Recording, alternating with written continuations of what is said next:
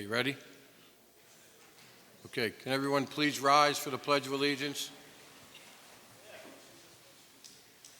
I pledge allegiance to the flag of the United States of America and to the republic for which it stands, one nation, under God, indivisible, with liberty and justice for all.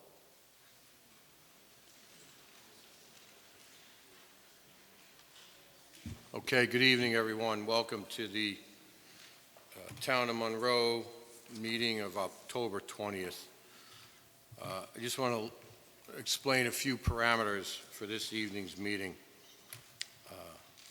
Humanity, respect, and I would hope that everyone would be considerate of others. In tonight's meeting, I intend to be just that. If you intend to speak this evening, it should be done with dignity and respect. There'll be no shouting from the audience, no noises from the audience. Please refrain from doing so. While we all may have differences of opinion, any opinion you exemplify should be used and exemplified with proper decorum. If you cannot, you may be asked to leave.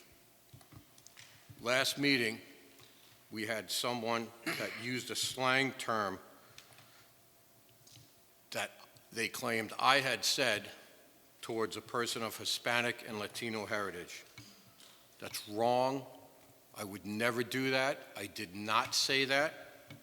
And it's sad that I have to sit here and defend myself from a lie like that. Since October 6th, I've prayed every day that tonight's meeting be one that excludes the shaming of others with innuendos and false statements. Tonight, please, I think all of us up here expect kindness and peaceful discussion during this meeting. Everyone here at this meeting is free to offer their thoughts and insights to assist our board in making a decision as we consider options. Thank you. Can I get a motion to open this evening's meeting? I'll make that motion. Poole will second. Call the question. Bingham, aye. Scancarello, aye. Cardone, aye. Poole, aye. Richardson, aye. So moved. First up, we have a wonderful young man, Siddhi Raghunathan, who is coming up to speak and discuss his Eagle Scout project and the fact that he did make Eagle Scout. Come on up, Siddhi.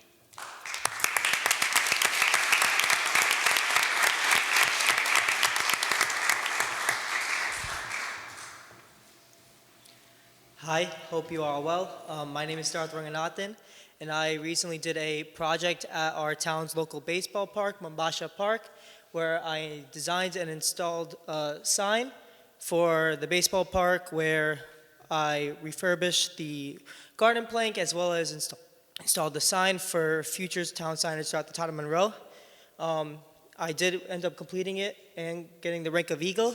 Thank you so much to Mr. Cardone and everyone on the board for helping me out. Thank you to my leaders, Mr. Thao, Mr. Carney, and Mr. Rogers and Mr. Wernley for helping me out as well as thank you to Parks Director, Ms. Morris, and my family as well. Thank you, Siddhi. Thank you so much. Go ahead. Anything else? No, nothing. Okay. So Siddhi's project was to create a sign for Mombasa Park, which we were hoping would be a prototype for other signs throughout the town of Monroe at our different properties. It is just that. It is a prototype. On Wednesday of this past week, we actually installed one at O&R Park where our food truck festival was, and we received multiple compliments this weekend for those that saw it. Actually, when you entered the food truck festival, you entered behind the sign, so you might not have seen it because of the logistics of that day, but I'm very happy the way it turned out, and we're very proud of you, Siddhi. I would like this board to honor you at another meeting where we could do so properly, but I know you had said you wanted to come tonight to speak and explain that you did earn your rank of Eagle Scout last week or 2 weeks ago? Yes, last week. Last week. So congratulations to you, and thank you very much. Thank you.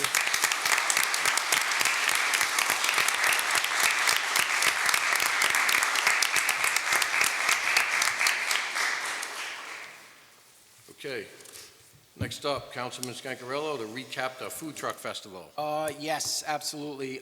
Great day, great October weather. The park looked beautiful, thanks to our highway department. Bill Brown, great job as always. Dory, Steve, Tony, and Yvette, thank you for being there and helping all day. I appreciate it. And we don't get this done without Anne Marie Morris, who's the backbone of this Food Truck Festival. Even though she's having twins, I believe, her daughter's having twins any day. She was there till she couldn't stay anymore. And thanks to the Sheriff's Department for being there as well. All around, great day, great community day. That's it, thank you. Oh, Monroe PD too, correct, yeah. And SP. SP was there. They were all there. So thank you. Thank you. It was another great day. Okay.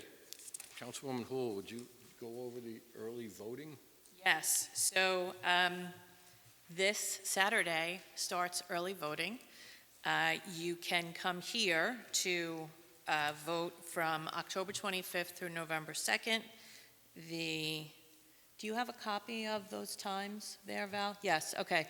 So Saturday, it's 9 to 5, Sunday, 9 to 5, Monday and Tuesday will be noon to 8 p.m., Wednesday and Thursday will be 8 a.m. to 4 p.m., Friday on Halloween will be 7 a.m. to 3 p.m., and Saturday and Sunday, November 1st and 2nd, will be 9 a.m. to 5 p.m. Those will be the hours for all of the early voting sites throughout the county. The town of Monroe is one of them.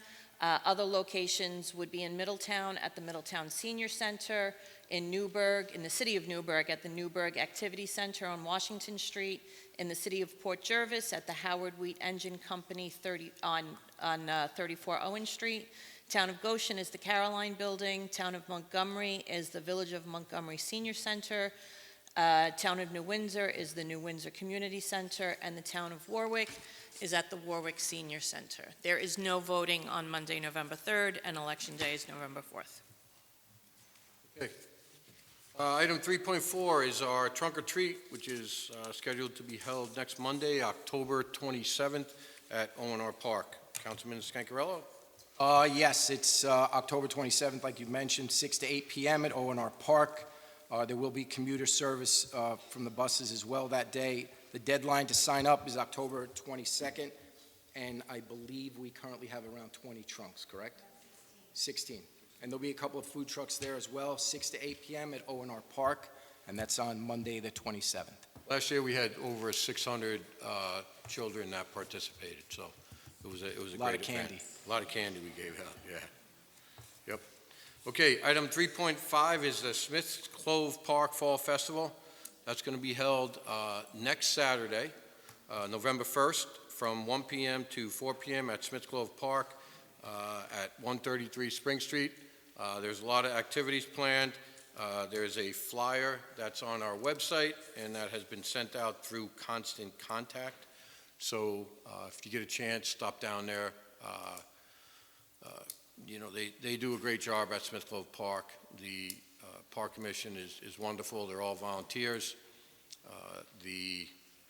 Kristen, the director, is phenomenal, and the maintenance staff, led by Kenny, is just superb. They always polish the fields extremely well. Next up is the fall compost schedule. So Saturday, October 25th through Saturday, November 8th, Saturday, October 25th, Saturday, November 1st, Saturday, November 8th, and Saturday, November 15th. It's going to be at Lakes Road from 8 a.m. to 2 p.m. Guidelines: you need a driver's license, ID is required, brush must be under 4 feet in length and no larger than 5 inches in diameter. No logs or wood will be accepted, and there's no commercial or business waste permitted. Please note that the compost facility will be closing after these dates and will reopen in the spring. For any questions, you could call the Town of Monroe Highway Department at 782-8583.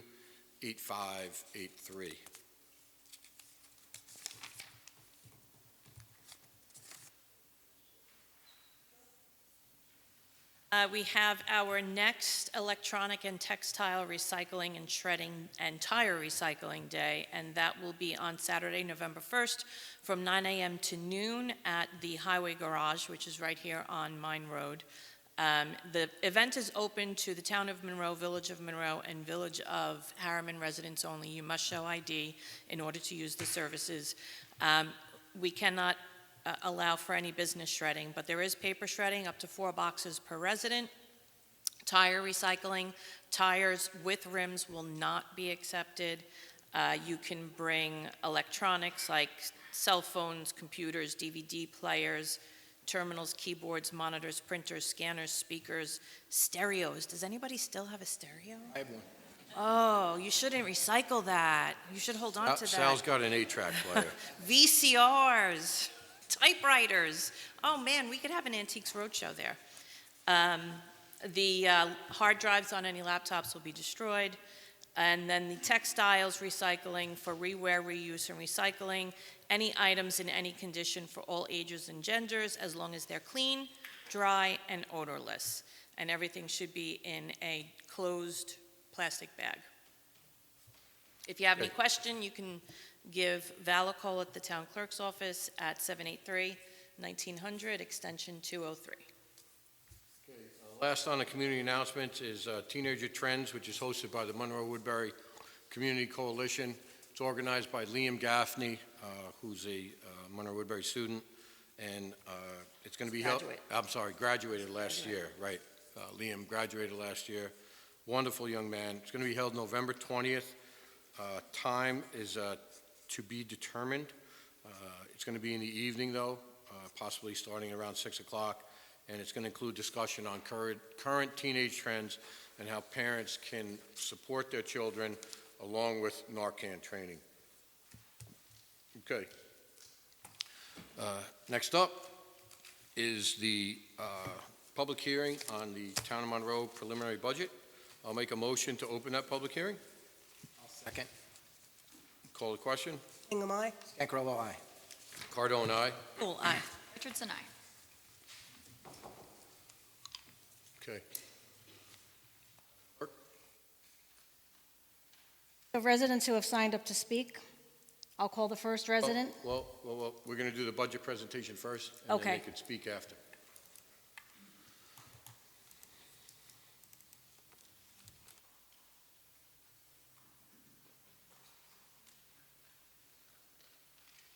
Okay, so this is the 2026 preliminary budget overview. And the preliminary budget at a glance, the total preliminary budget is currently $19,705,392.75.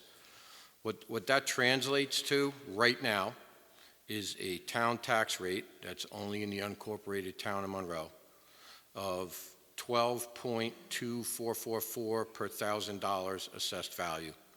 That's a minus 4.5817 year-over-year decrease. In the village, the tax rate has gone up 0.21%. So your total town tax rate increase since 2019, and I use that year because that was the first year that myself, as a supervisor, had control over the budget. I was elected in 18, so 2019 was the first year that we had, that I had control of the budget. Next slide. So I know this is a little small, so I want to address the fact that at the last meeting when I submitted the summary sheet, the summary sheet was incorrect. The third column from the end, which is the column to the left of the red outline, what happened was when I moved the cells over, I did not save them. So it translated into incorrect numbers, and those numbers were actually higher with respect to the percentage increases. None of the numbers in the budget were changed. This summary sheet is an analysis of the budget. And because I didn't save that, it showed incorrect numbers, and I apologize for that. You have in the yellow there, you have 4 funds that we address in the budget. We have a general fund, which is the A fund, that's town-wide. That includes both villages and the town.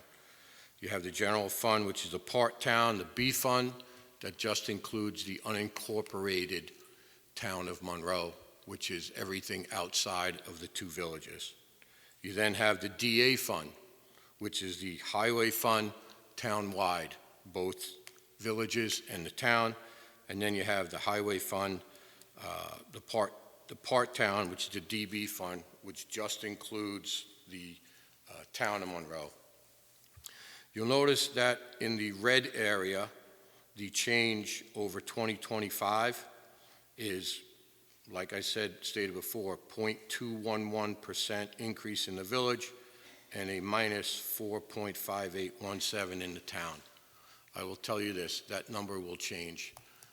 It will go up. I would hope that it only goes up slightly because the only salaries that were included in this preliminary budget were any contractual salaries associated with the highway department.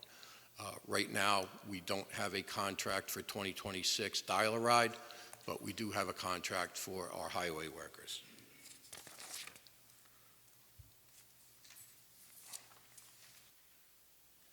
Okay. This is, zoomed in a little bit. So for those of you that get your tax bill, your assessed value is your taxable value on your tax bill. So for a home that is assessed at $50,000, your increase from 25 to 26, if the budget stayed exactly like it is in the village is 85 cents.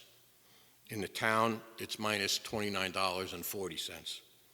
For a $75,000 assessed value home, your increase in the village would be $1.28, and your increase in the town would be, your decrease in the town would be $44.10, comparable to 2025.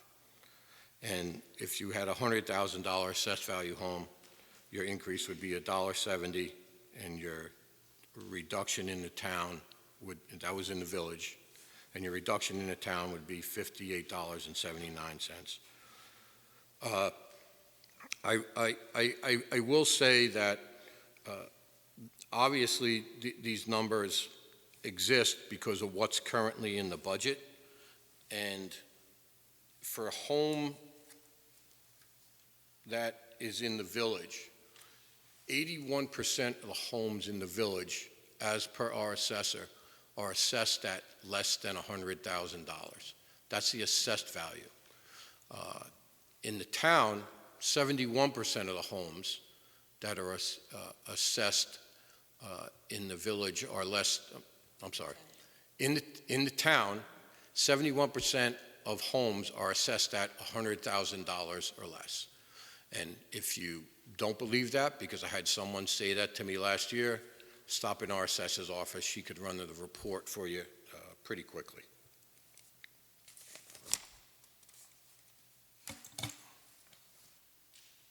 Okay.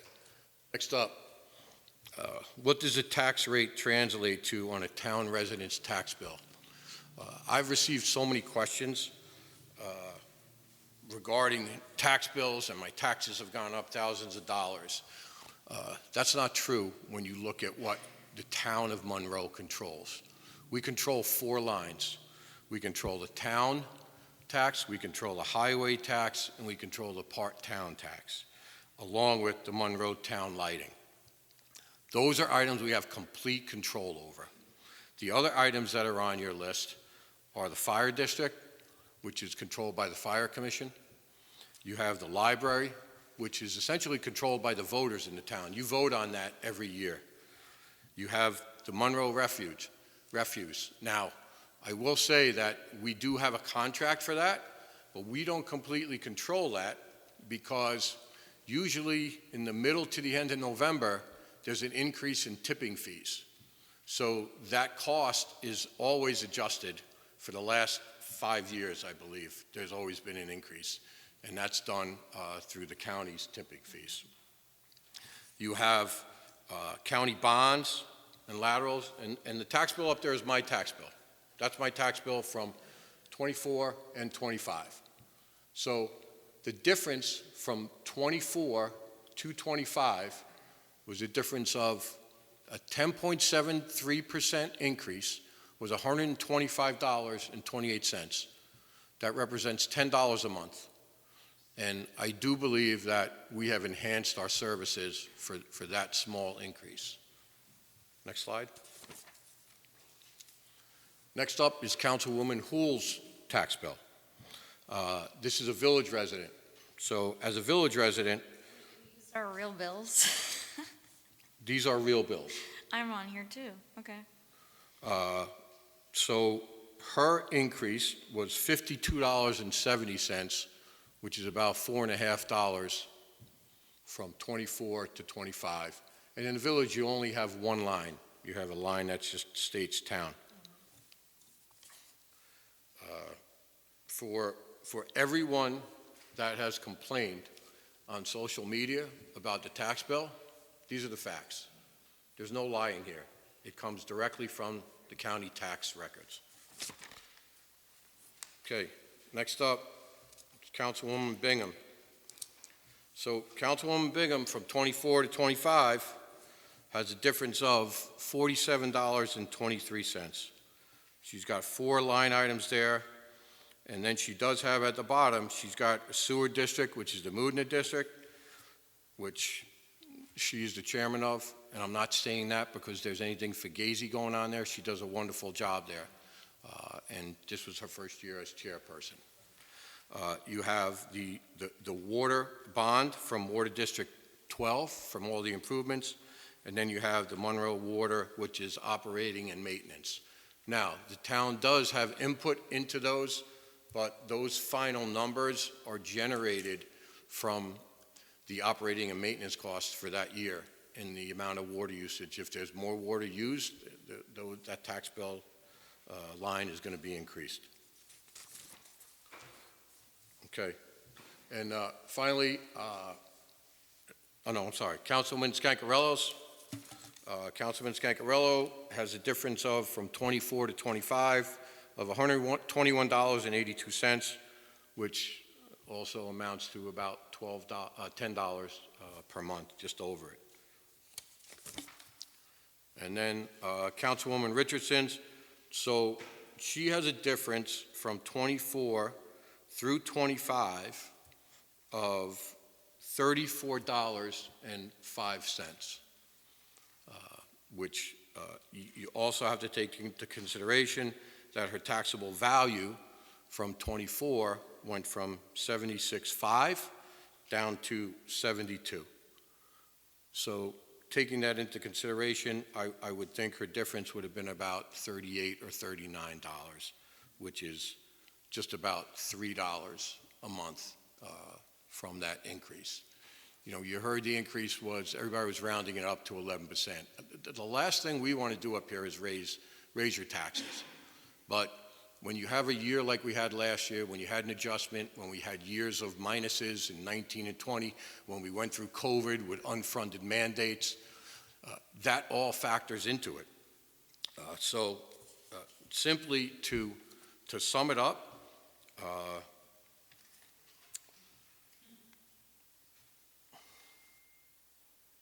a lot of you have seen these increases. We know that, and that's not what our goal is. Our goal is to control taxes. But I will tell you that this increase is minimal compared to the school, county, and the state taxes.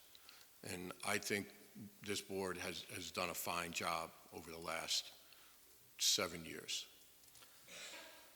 Next slide. This is a glimpse of the fund balance history and what's actually behind the numbers. In 2019, we were at 2.2 million and change. In 2020, we went up to 7.3 million. In 2021, we remained stable. We had some unfunded mandates that came into play, and we were at 7.25 roughly in 21. And then in 22, we were at 10.1 million. Now, you're looking at this bar graph, and you're probably saying to yourself, Jesus, what the heck happened in 23 and 24? Well, we purchased the Rye Hill Corridor. And when we purchased the Rye Hill Corridor, we had bands, which is a bond anticipation note. That bond anticipation note is due at the end of the year.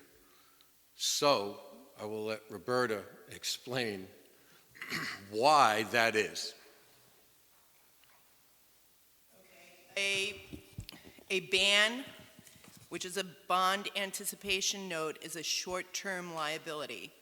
So the total amount is due in the year that it happened. So the total amount of that purchase hit the bottom line for the town in '23 when we made the purchase, and the ban was refinanced in '24, and in '25 it was converted to a bond. When it becomes a bond, it's now a long-term liability. So it's like when you get a mortgage for Thank your you. house and you pay for it over 20 or 30 years. So that's why the fund balance will go back up in '25 when that ban was converted to a bond. Right, so we converted that ban to a bond, and through, remember, this is through 10/15 of 2025, the current fund balance is 16.8 million. That's going to drop. I'm going to estimate it's going to drop by approximately $3.5 to $4 million.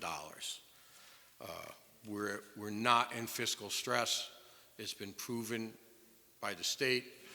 And if you go to the next slide, you'll see that we're fiscally stable. We've had 3 professional opinions. The first one is S&P, which has awarded us a AA rating.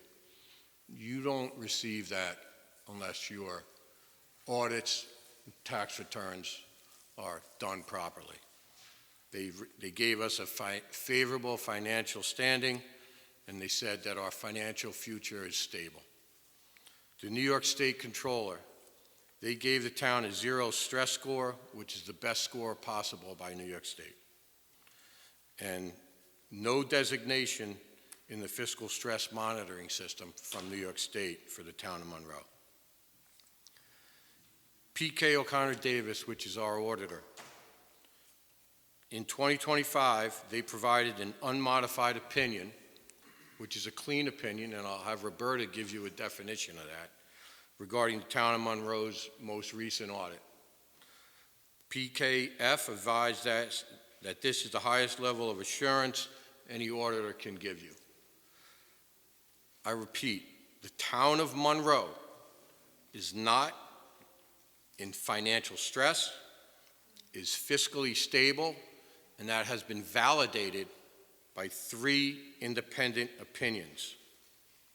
And this should not surprise everyone, because back in June, we had our bonding company, Munistat, come up and state basically exactly the same. Okay, next slide, please.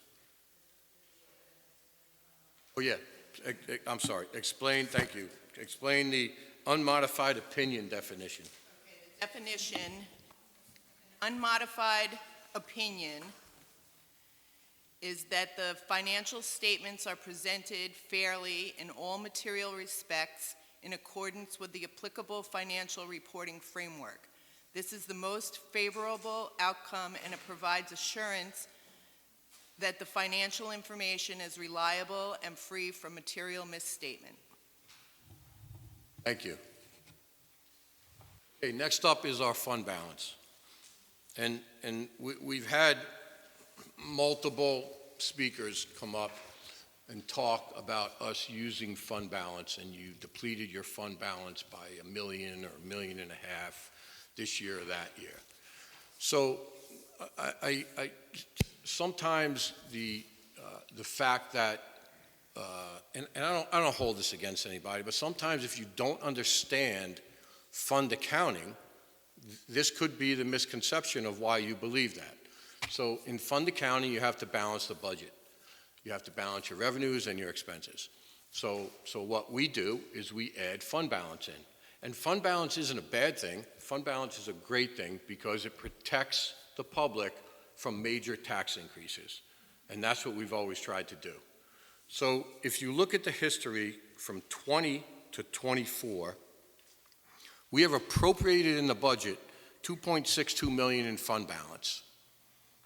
And we've only used $803,278. So that's approximately, I'd say, 23%. I didn't do the numbers, but it's approximately 23% of what was appropriated versus what we used. What we didn't use remained in the fund balance. And a lot of those years, we had surpluses, so we also added to that fund balance. Last year, we had a big infusion in cash from two projects, from Bald Hill and from Forest Chateau. Forest Chateau is a project that was done without the town of Monroe knowing.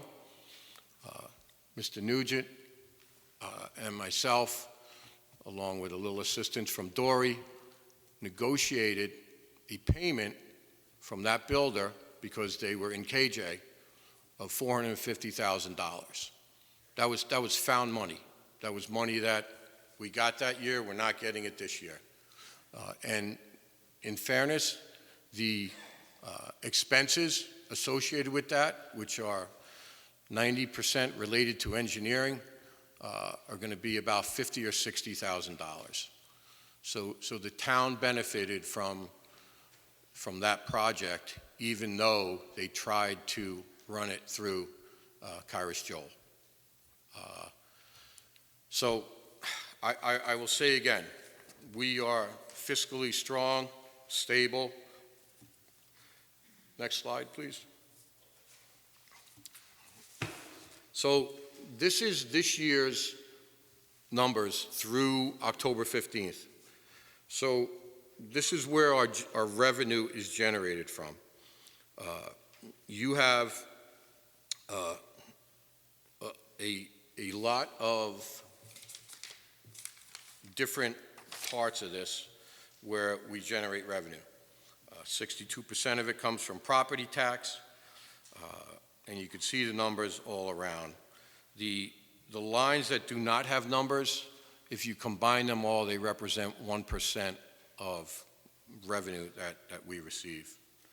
And one has to remember that when we're doing a budget for 26, we have to all understand that we have to know where we came from, and we have to know what's going on in the current year in 2025. And is it a little bit of an estimation game? Yes, it is. And we try to base everything we do on numbers from the state, the county, and what we currently have. I will say that dial-a-ride, the building department, mortgage, sales tax, and franchise taxes are a big part. And interest. We started investing in NICLAS, which is an approved municipal investment firm up out of Albany. Roberta, can you give me the totals, the total of interest we've earned year to date? For this year, the total interest earned as of September 30th is $628,000. That's just an interest. Just this year. Through September. Through September.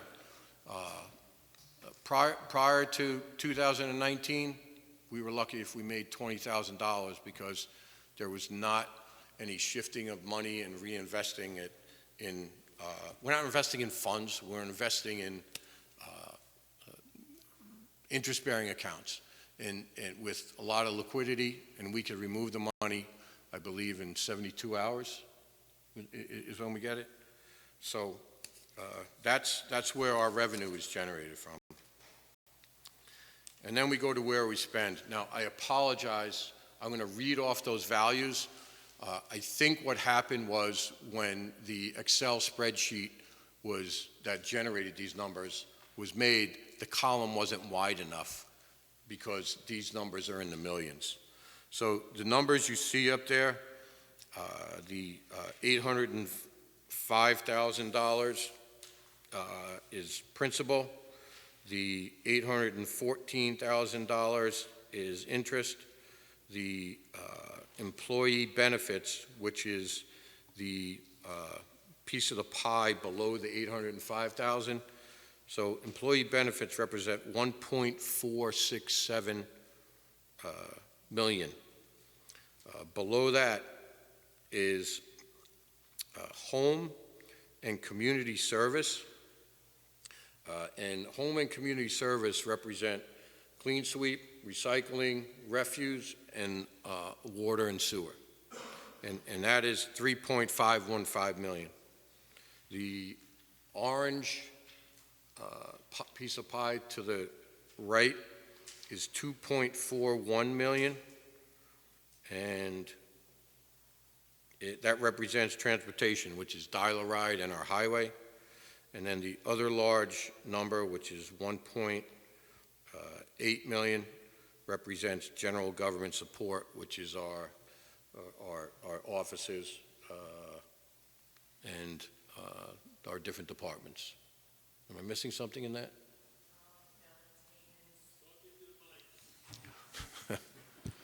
Talking to the mic. Thank you, George. Okay. It's the offices in this building, and the maintenance department, the justice court, that's all included in that one. Thank you. All right. Next slide. Okay, these are the factors from the Monroe Theater. So the theater was purchased in 15, and 2015, 16, 17, along with a portion of 18, which is when I came in as supervisor, that I inherited that. And those 4 years represented a cost to the taxpayers of $1.122 million. I'm going to say that again. $1.122 million is what the taxpayers paid for that theater. Councilman McGinn came in, Mary Bingham came in, and what we did was we ended up negotiating a deal, and Councilman Scancarello was here too, I believe, negotiating a deal with Flagship Cinemas. And you can see moving forward from 19 through 25, the 7-year average that the theater cost us was just under $16,000. So that means if we were to kept going at the previous 4-year level, we wouldn't have saved $1.851 million, which is what we did by not running the theater. Now, the theater, since COVID, is in a financial struggle. I know that. There's a payment that is normally due us. They haven't been able to make that.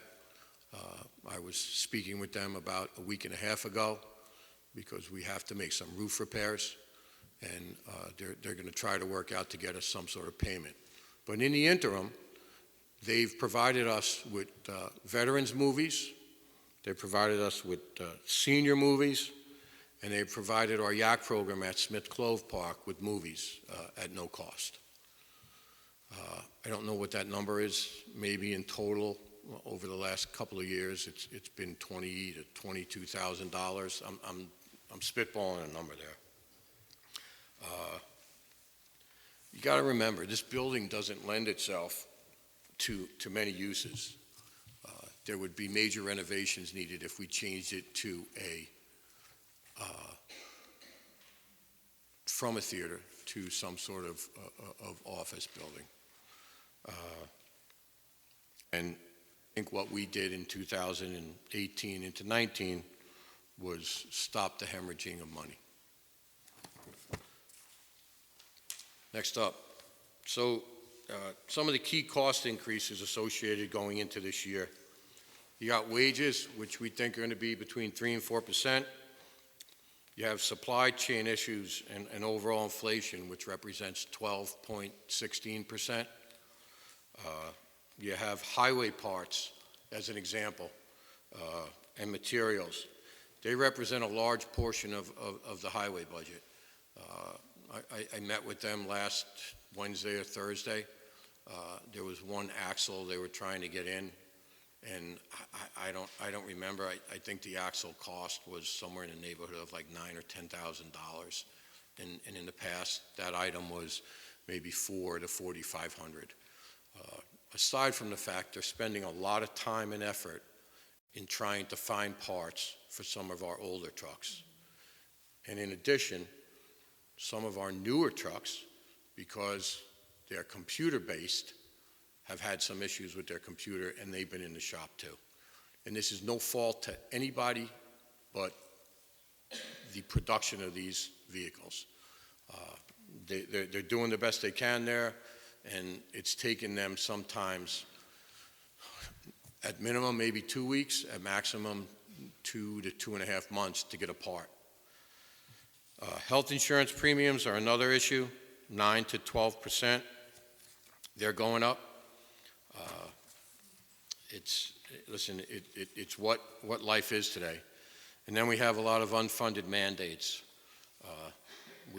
We have, an example is the MS4, which is the stormwater and sewer drainage.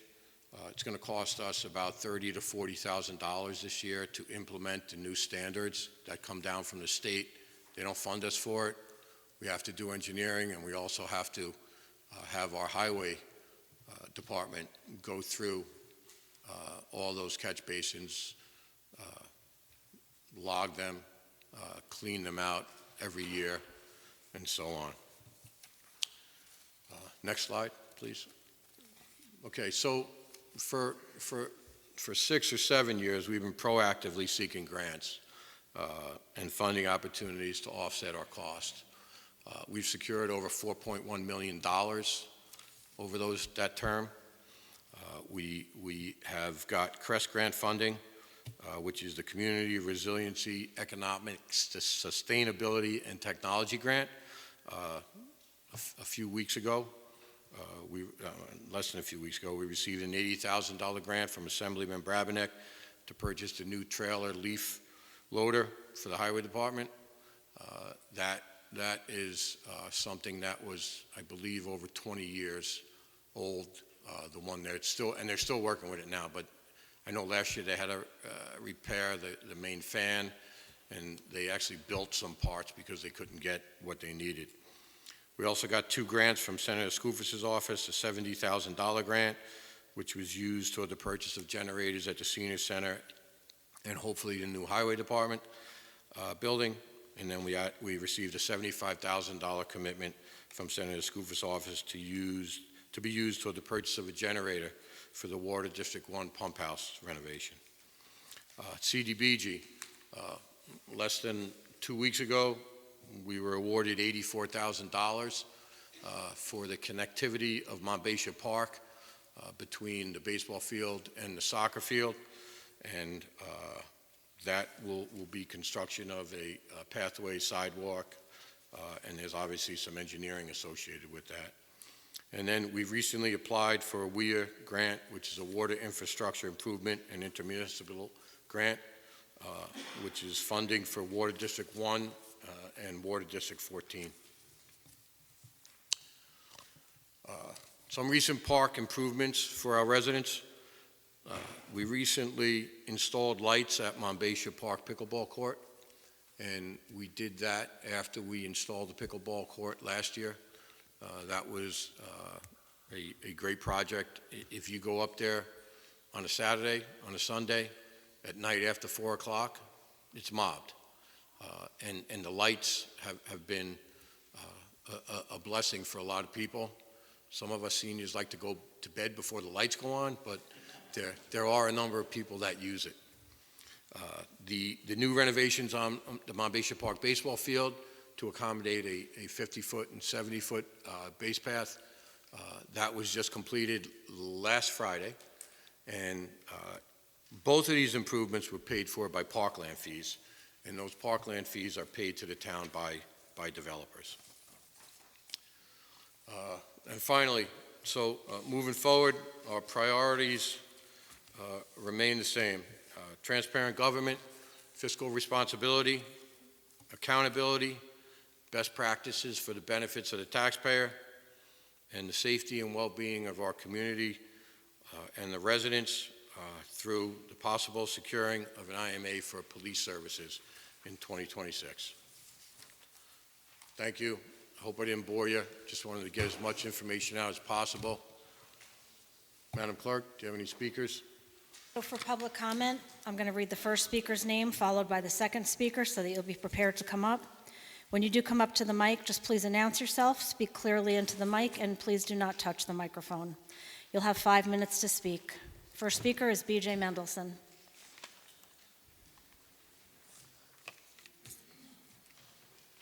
Followed by Liam Weishart. Wow, what a dynamic speaker. I really enjoyed that campaign speech, and I couldn't help but notice you have some of your friends here from United Monroe to speak out for you tonight. I'll be sure to point them out. I'd like to take everyone back to March 25th, 2022. On that date, in the archive of the Times Herald records, this way Mr. Cardone can't say it's made up, you can find a story reporting that Tony Cardone and Sal Scancarello are directly responsible for recruiting developer Neil Gold and his dinosaur theme park to the town of Monroe. Less than a month later, again, so you can't say it's being made up, the Phone News ran a similar story about Tony and Sal's enthusiasm of the dinosaur theme park. So, to be clear, Tony Cardone and Sal Scancarello are specifically responsible for costing this town up to $30 million for the Rye Hill purchase you all just heard about. And as a result, Monroe taxpayers suffered a near 11% tax increase in 2025, and now there's another 4% increase proposed for 2026. Mr. Cardone, as you just saw, is going to tell you that he's lowering your taxes by 4%, but what he's not telling you is that your taxes are still up 14% overall since 2024 because of his T-Rex-sized blunder. Whether or not Mr. Cardone received any bribes from Mr. Gold is unknown. However, multiple real estate developers told the Monroe Gazette that Mr. Cardone expects to receive bribes in order to move projects through the planning board. So, Mr. Cardone, since you don't respond to email requests for comments from the press, let me ask you now in front of all of these people, did you receive a bribe from Neil Gold as part of your enthusiastic campaign to promote that dinosaur theme park that cost the town $30 million? You got nothing, huh? Good job. Now, on top of your taxes going up 14%, soon you will also all be hit with a bill for up to $1,200 a year for the next 30 years to pay for a sewage plant that this town will not benefit from and that neither Mr. Cardone or Ms. Houle have advocated against. And thank you, shout out to Peter Tilley for ramming that bill down our throat. Now, if you follow these meetings, you'll note that with maybe one or two exceptions, most short-term rentals get approved. One of the very few that get rejected was located less than a mile from Tony's house. I'm sure that was just a coincidence, Mr. Cardone. I mentioned the short-term rentals because many of us are here to talk about the police, but you should know that code enforcement is also the purview of our understaffed and underfunded building department. Despite rubber stamping short-term rentals, Mr. Cardone's 2026 budget does nothing to increase the funding for code enforcement officers. Instead, we're spending $750,000, coming out of our reserve fund, by the way, to handle matters that very well could be handled by a properly staffed building department. I also want to point out that Mr. Cardone lied to everyone at the last meeting. He said the village is the reason for the obstruction in progress of having the village PD patrol the town roads. The actual reason is that Mr. Cardone, Ms. Houle, and Mr. Alex Melcori continue to insist that no independent study is needed to figure out what exactly the village police would need to protect everyone in the town. So, Mr. Cardone and Ms. Houle, I hope you're paying attention, and I hope you take good notes because I'm going to be requesting them tomorrow. I hope you both can answer this question. Would you like to explain during that dynamic presentation you just made, Tony, that no money has been allocated to pay for an independent study to help figure out what the Village PD needs to protect the residents of Monroe? I'll see you real soon. Next speaker? Next speaker is Liam Weishart, followed by Louis Rivera.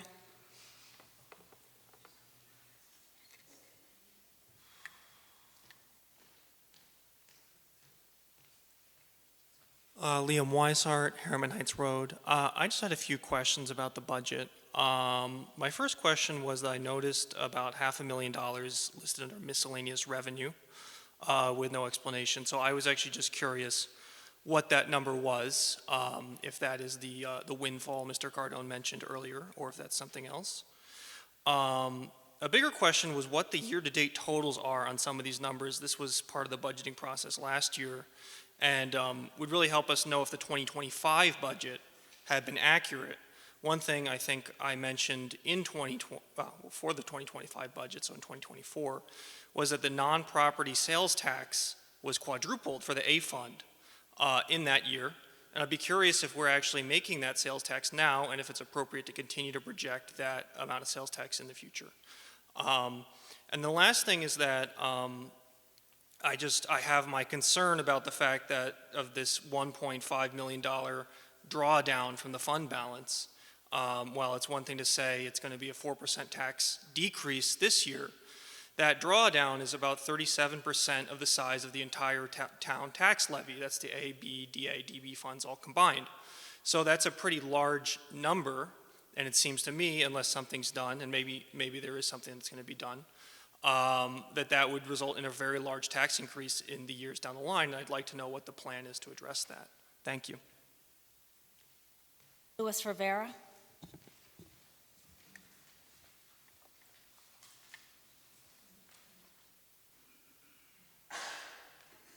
Good evening, Town Board. Good evening, Mr. Supervisor. So, just had a few questions about the budget. The non-property sales tax distribution from Orange County is being allocated differently between A fund and the B fund. Just let everybody know, the A fund is a town and village, and the B fund is a town only. In 2025, the A fund non-property sales tax was $1,080,000, and now in 2026, this non-property sales tax for the 2026 preliminary budget is $994,080. It's down $86,000, or 8%. In 2025, the B fund non-property sales tax for town only was $280,887, but now for the 2026 preliminary budget, B fund is $517,618, is up $236,731. If you want to check, it's on page 1 and page 9.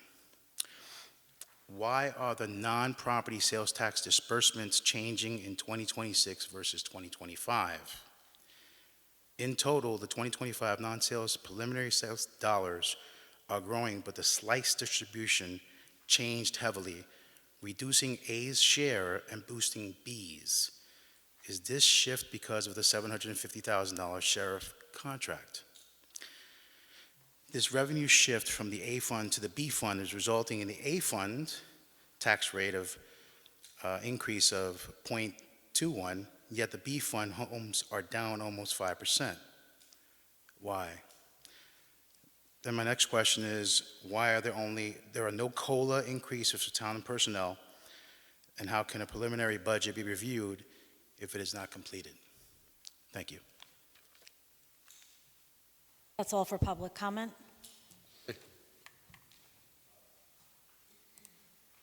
Comments?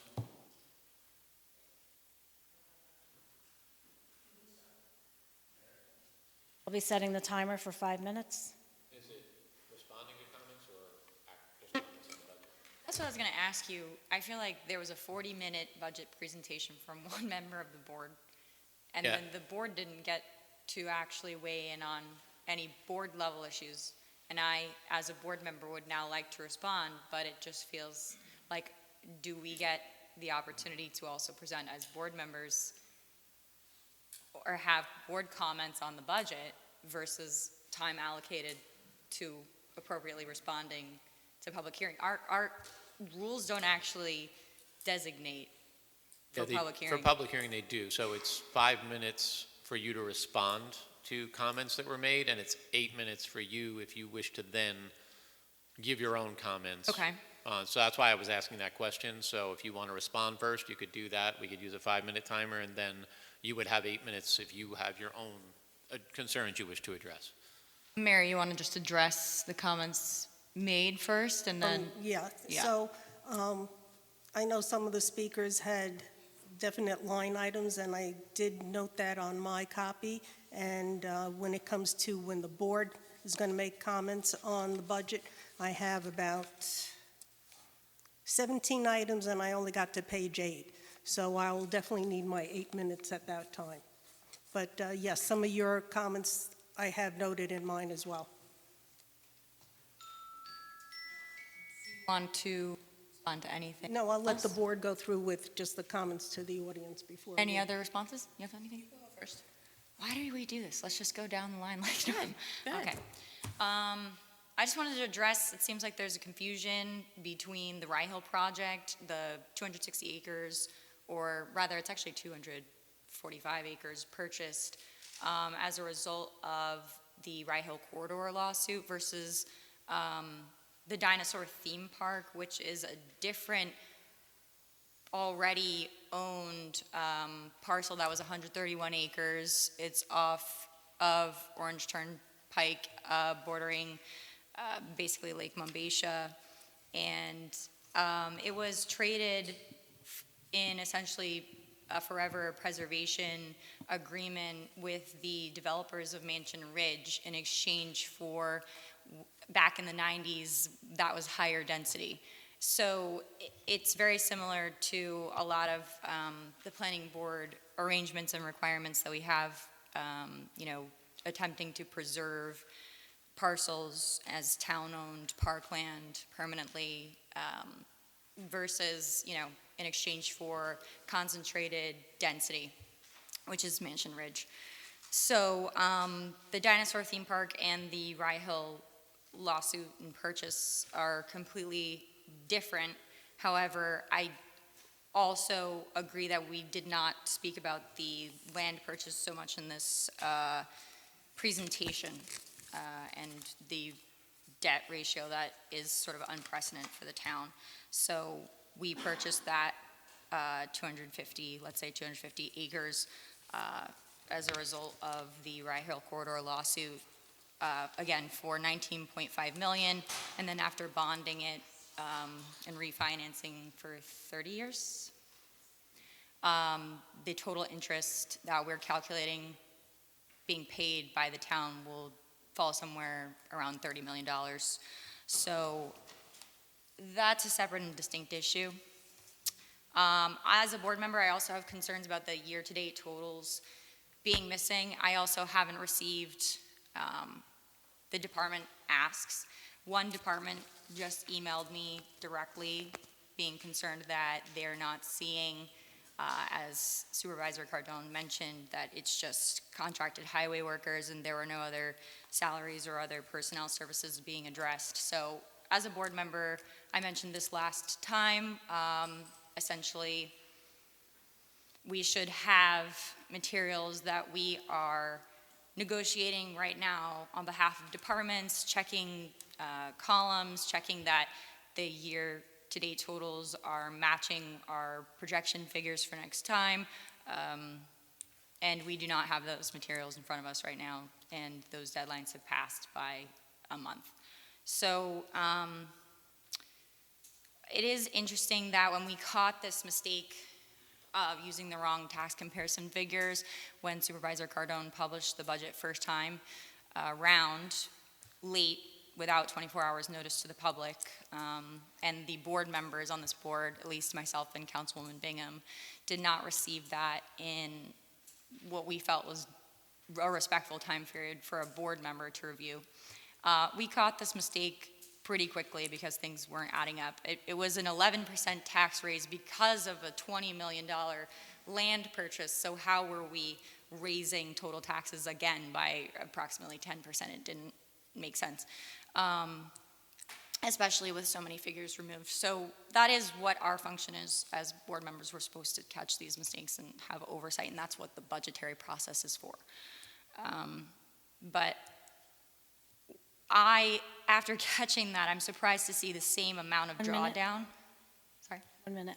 From the fund balance. So instead of having these years during COVID where, it was an unprecedented time in society, towns might have thought the economy will even out, let's give people a tax break. And in a lot of those towns that chose that financial scenario, they then had to financially correct over the course of the next several years. And I think we should have learned from that financial choice.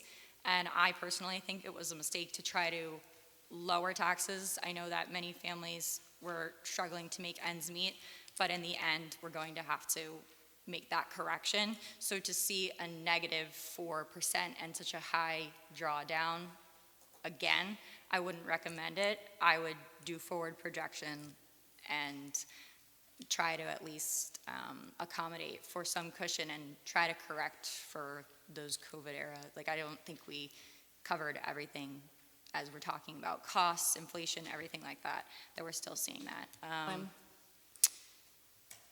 Yep. Okay, so Mr. Mendelson, I took very good notes during your comments. I did notice that there weren't any issues that you wanted us to deal with as far as the town goes. There were a whole bunch of accusations, unfounded and baseless accusations that you made against members of this board. Some of those have to deal with the police public hearing, so I will address those in the following public hearing, as this one was just for the budget. As far as the budget goes, we've been involved with doing budgets for many, many, many years. As a matter of fact, I dug out some notes that I have from the 2024 budget, the 2025 budget, and for those of you who are new to the budget process, like Councilwoman Richardson, this is very much a process. So the budget gets introduced, and the very first thing that we have to decide for the budget are the elected official salaries. We have to pass a resolution for the elected official salaries. It's the first thing we have to do. That's why it seems like in certain municipalities, though not this one, and I'm sorry, Val, in certain municipalities, you'll see raises for only elected officials and nothing for anybody else. You won't see the COLA raises because we're not at that point of the budget discussions just yet. This is very much a process. So in last year, for example, we received one copy of the budget, the preliminary budget, on October 21st, 2024, and then we received a follow-up copy of the budget November 18th. The budget has to be adopted by November 20th. So from that time, from the minute, for those of you who are unfamiliar with this process, from the minute that the budget gets presented to the board, we work on it in increments. So we will, over the course of several meetings, we will add in raises for our employees. We will address needs of the town. Mr. Mendelson, this public hearing should have been used to address things that you'd like to see the budget address. This would have been, Please don't refrain speak from shouting out. from the audience. This is the opportunity for residents to come up to the board and to say, we'd really like for you to be able to invest money in the town of Monroe as it relates to X. That's what these are for. So, over the course of this process, Councilwoman Richardson, we will address many things. And yes, those numbers will change. Supervisor Cardone said the same thing. That negative 4% change in the budget for town residents, that's going to change. That's no longer going to be negative 4%. That will move up. For the village residents, we are not going to only see a 0.21% increase in our taxes. That will go up. But it will go up over the course of the negotiations. Councilman Hool, that was well put, on point. I agree with everything you said. Supervisor Cardone's done this budget as long as I've been on the board, and he's done a fiscally incredible job. He's been responsible, he's been attentive. You can always get a hold of him regarding the budget. He's accessible all the time, and I think the guy does a great job. You spoke, Can right? we use our Oh, you To did? the public. total budget Not on- not on- concerns now?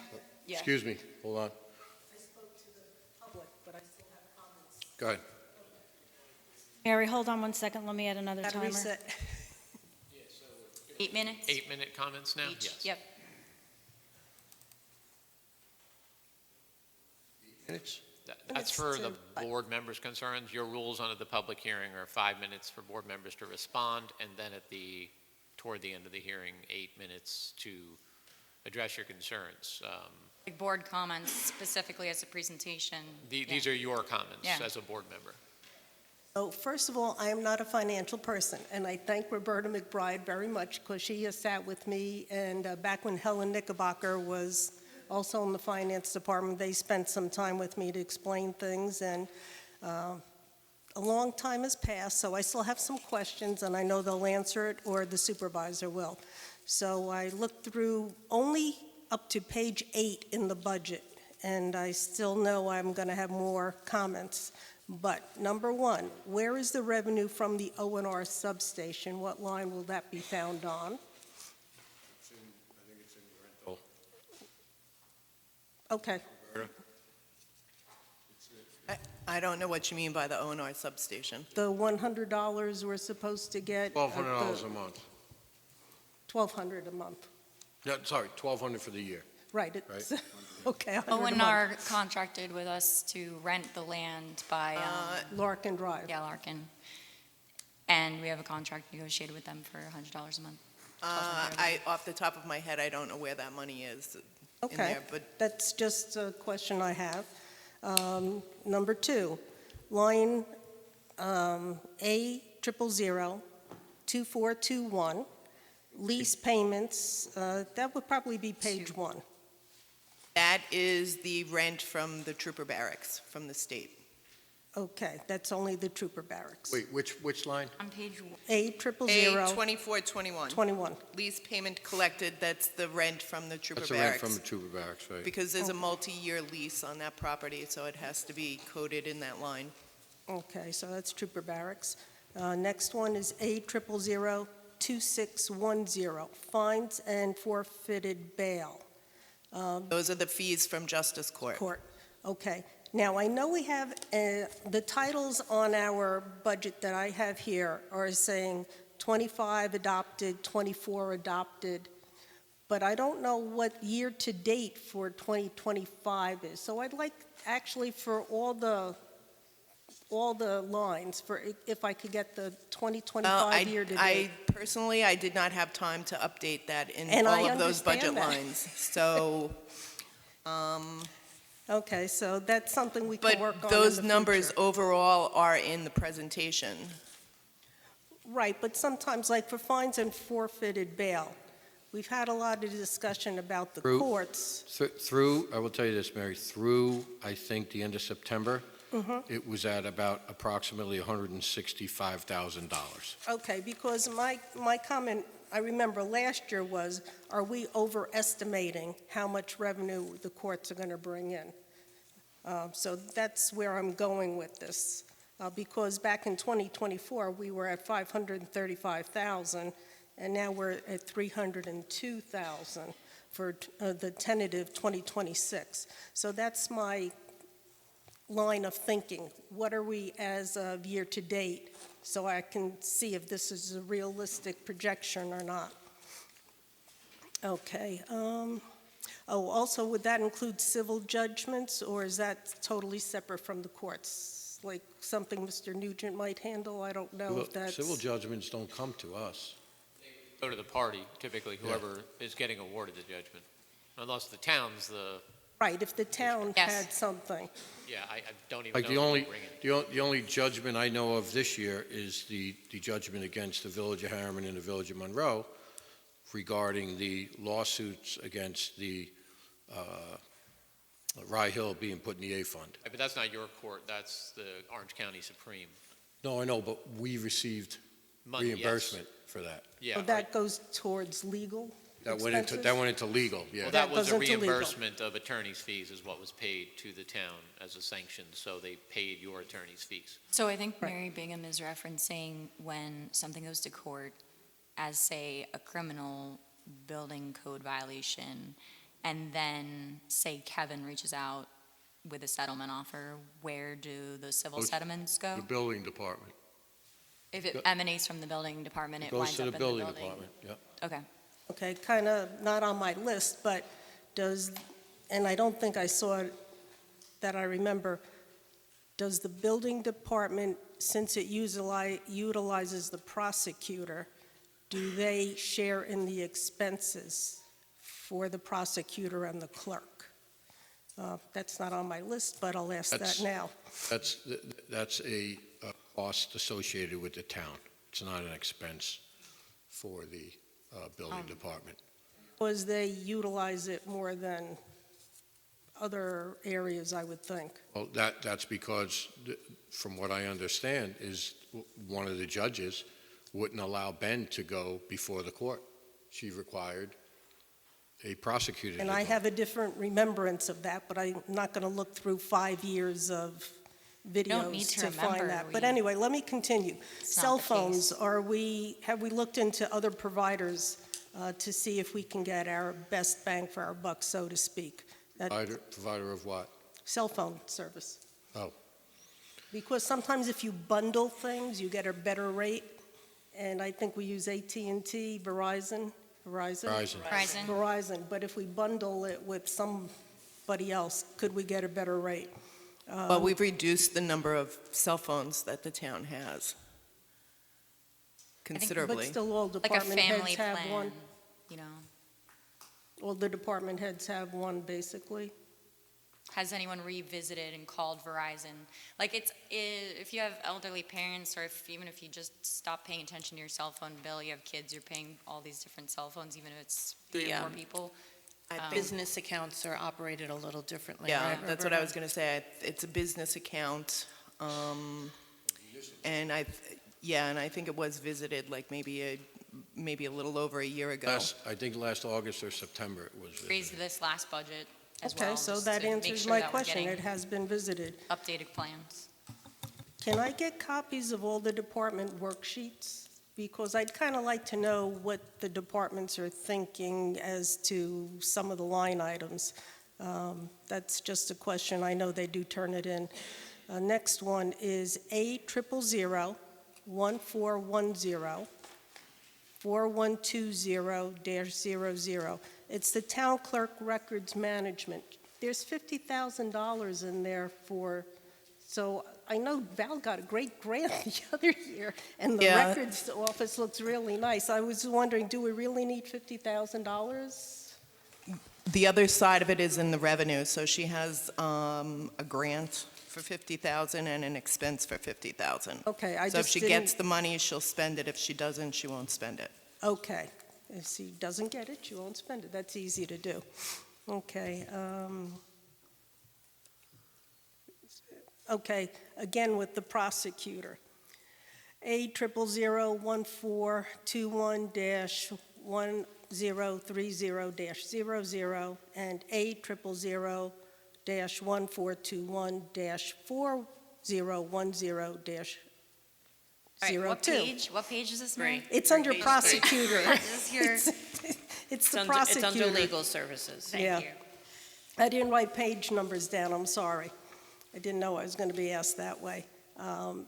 Since we are seeing less items in the court, do we really need to spend as much money for the prosecutor and the clerk? I know the clerk used to be here more days out of the week, and now he's here basically one day and doing some phone check-in kind of stuff. So do we really need as much to be as an expense for those services?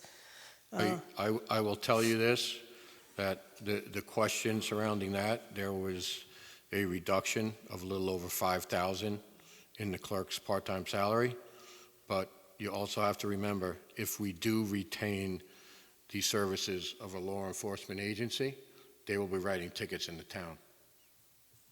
True. So then it doesn't currently correspond with So then, projected should need. we increase it instead of lowering it? You Yeah. know, Well, these are just Mary- things we Mary, have to listen, discuss. We have to discuss it. every- That's all I'm asking. No, The- and that's why I'm saying that to you. There's placeholders in there because we don't know what's going to happen with any municipal IMA for law enforcement services. I mean, if you tell me today to increase it and then nothing happens, then we're not being fiscally responsible. Right, Our and if nothing contracting- happens, then we should decrease it even more. So we'll have to wait and see where the next public hearing goes. You are contracting with the agency. That's, the goal of this agency is to contract with a stopgap police agency who I just got off the phone with today, and they said, we're so happy to be working with you. So it seems you've already made up your mind. No, there's We no, haven't signed anything. There's We no haven't deal. Not authorized their the impression of supervisor matter. to sign anything. there's no deal. There has never been a deal. In order for there to be a deal, this board has to approve me signing a deal. Yes, it doesn't become legal until we pass a resolution, but your I- goal is to have that stopgap occur. It's not like there's I'm not not- three Can we let people on the Councilwoman board. Bingham finish? Yeah. Okay, yeah. Sorry. All right, we already addressed the theater. Yes, I would like to see the theater stay a theater, but we have to find some way to make it less expensive as a town is incurring an expense basically to keep that building open. Okay, the Monroe Woodbury school tax, the county, town, and village taxes. I'm assuming it said 34 Mill Pond Parkway, so that's all again with the theater. There are expenses because even though it's a municipal property, it's not being used as a municipal function. So we have to pay the county taxes. So we really have to look into this theater. Line item A000 1989-4500-00, other general government sup. I ran out of room on my sticky note. Well, so did the line, because it actually ends that Oh, it way. did. Yeah, it So, does. Other I- general government, it would be support. Okay, so that's what my question is. What is the other government support? That outside aid?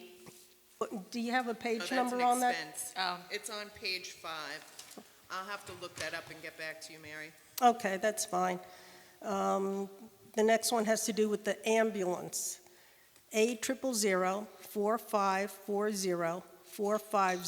A000-4540-4503-00. Ambulance Advanced Life Support Intercept. One Was minute. about, 2 or 3 years ago, Page Dory, you 5. had looked into the amount of intercept calls?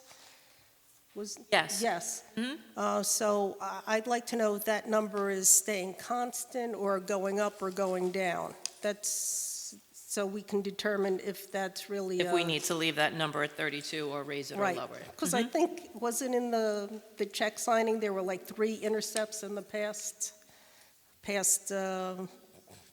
2 weeks?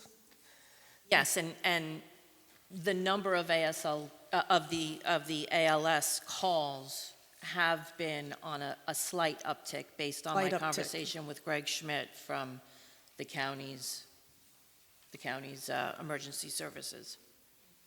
A dial-a-ride, I think their fuel and tires, A000-5630, 4304, and 4305. I know tires are expensive, and I know gas prices, even though they've come down a little bit now, if we're providing the service, and I think more people are using dial-a-ride now, maybe those lines should be increased. Next one is park and cemetery repair and maintenance.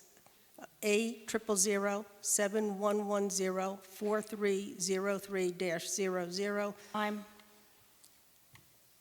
I mean, do we So really want to do close. this? It's a budget meeting and she has comments. Like, if she has a list of comments, we just sat through a Parks, 40 you minutes. talk parks and cemetery repair and maintenance? Right, should Yeah. that be increased?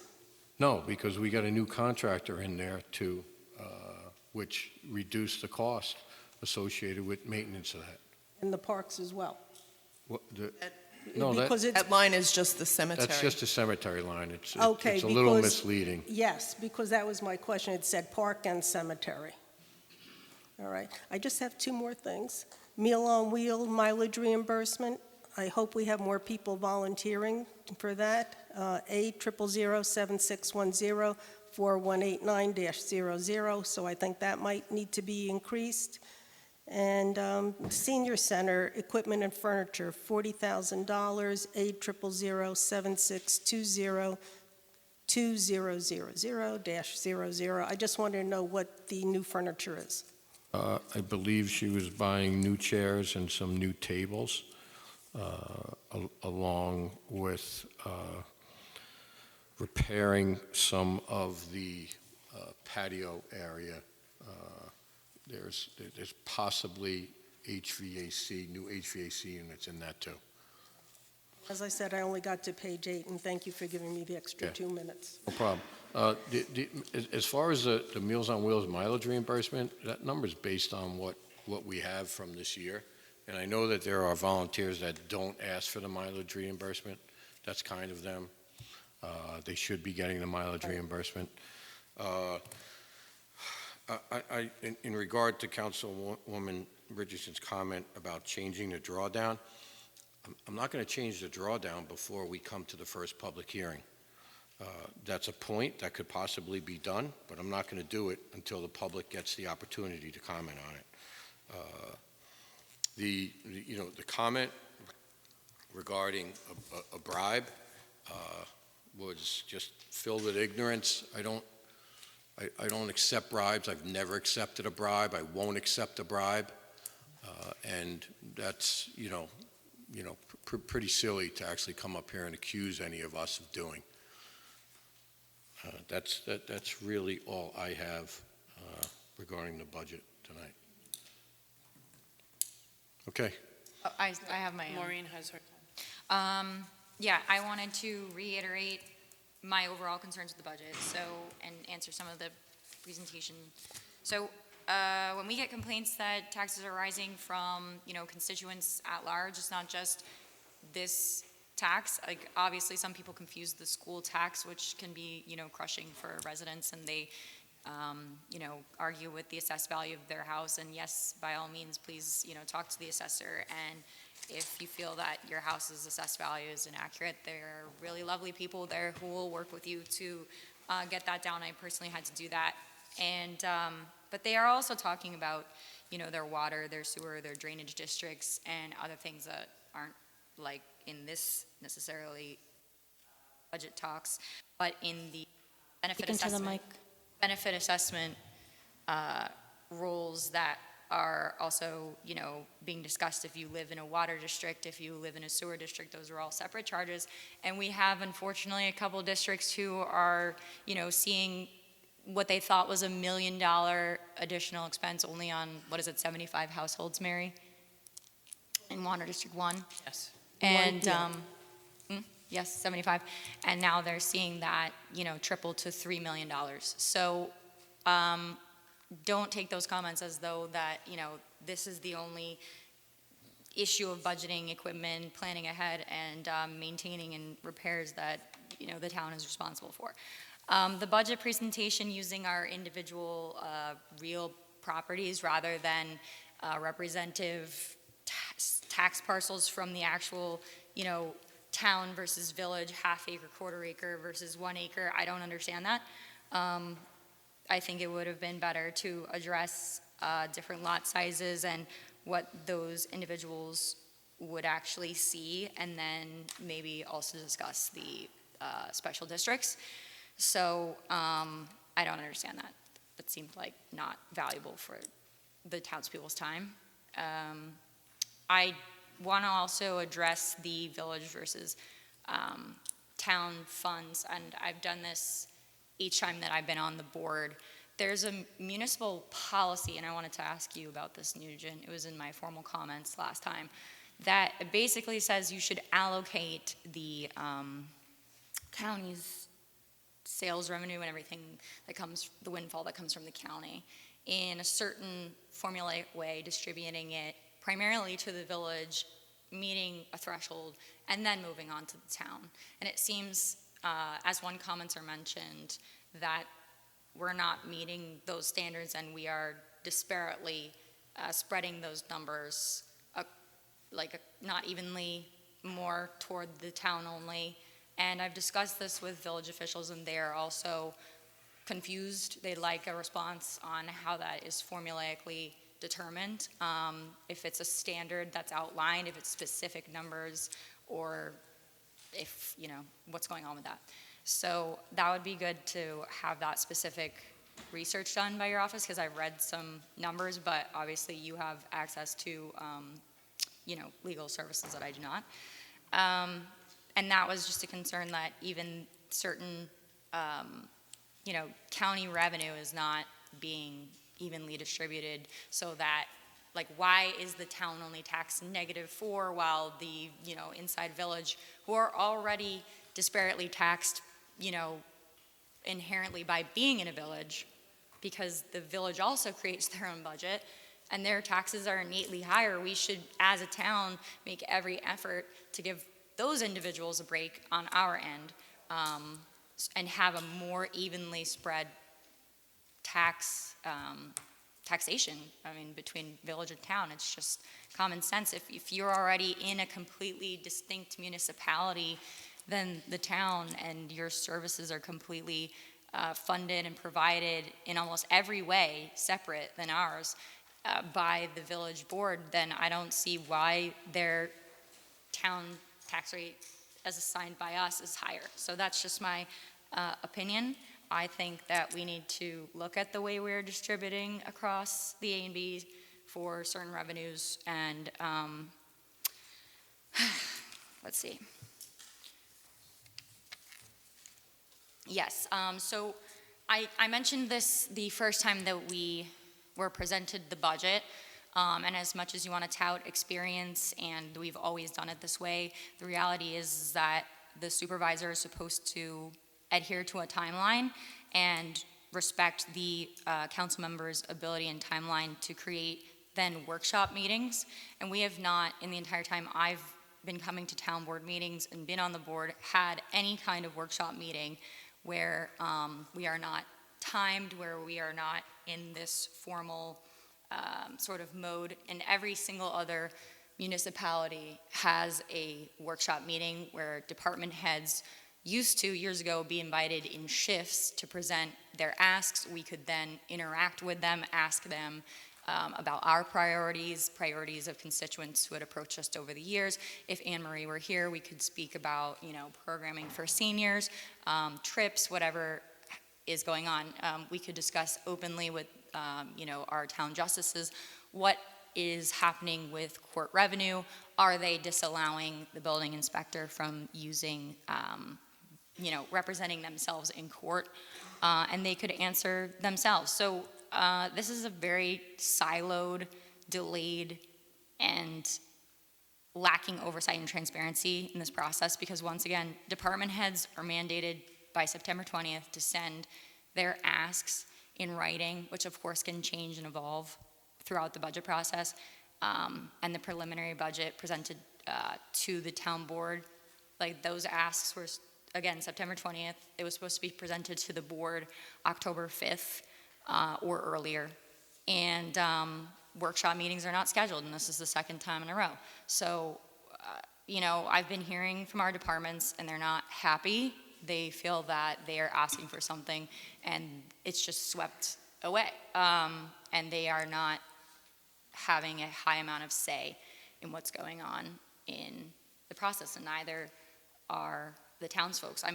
I wish people knew more about the budget process, because they could come down and ask to see, more fiscal investment towards activities, parks, etc. And I feel like people don't have that opportunity because we're not scheduling workshop meetings. As for the sheriff's department, I could mention this in the other hearing, but I'm concerned about insurance, as looking at the proposed contract.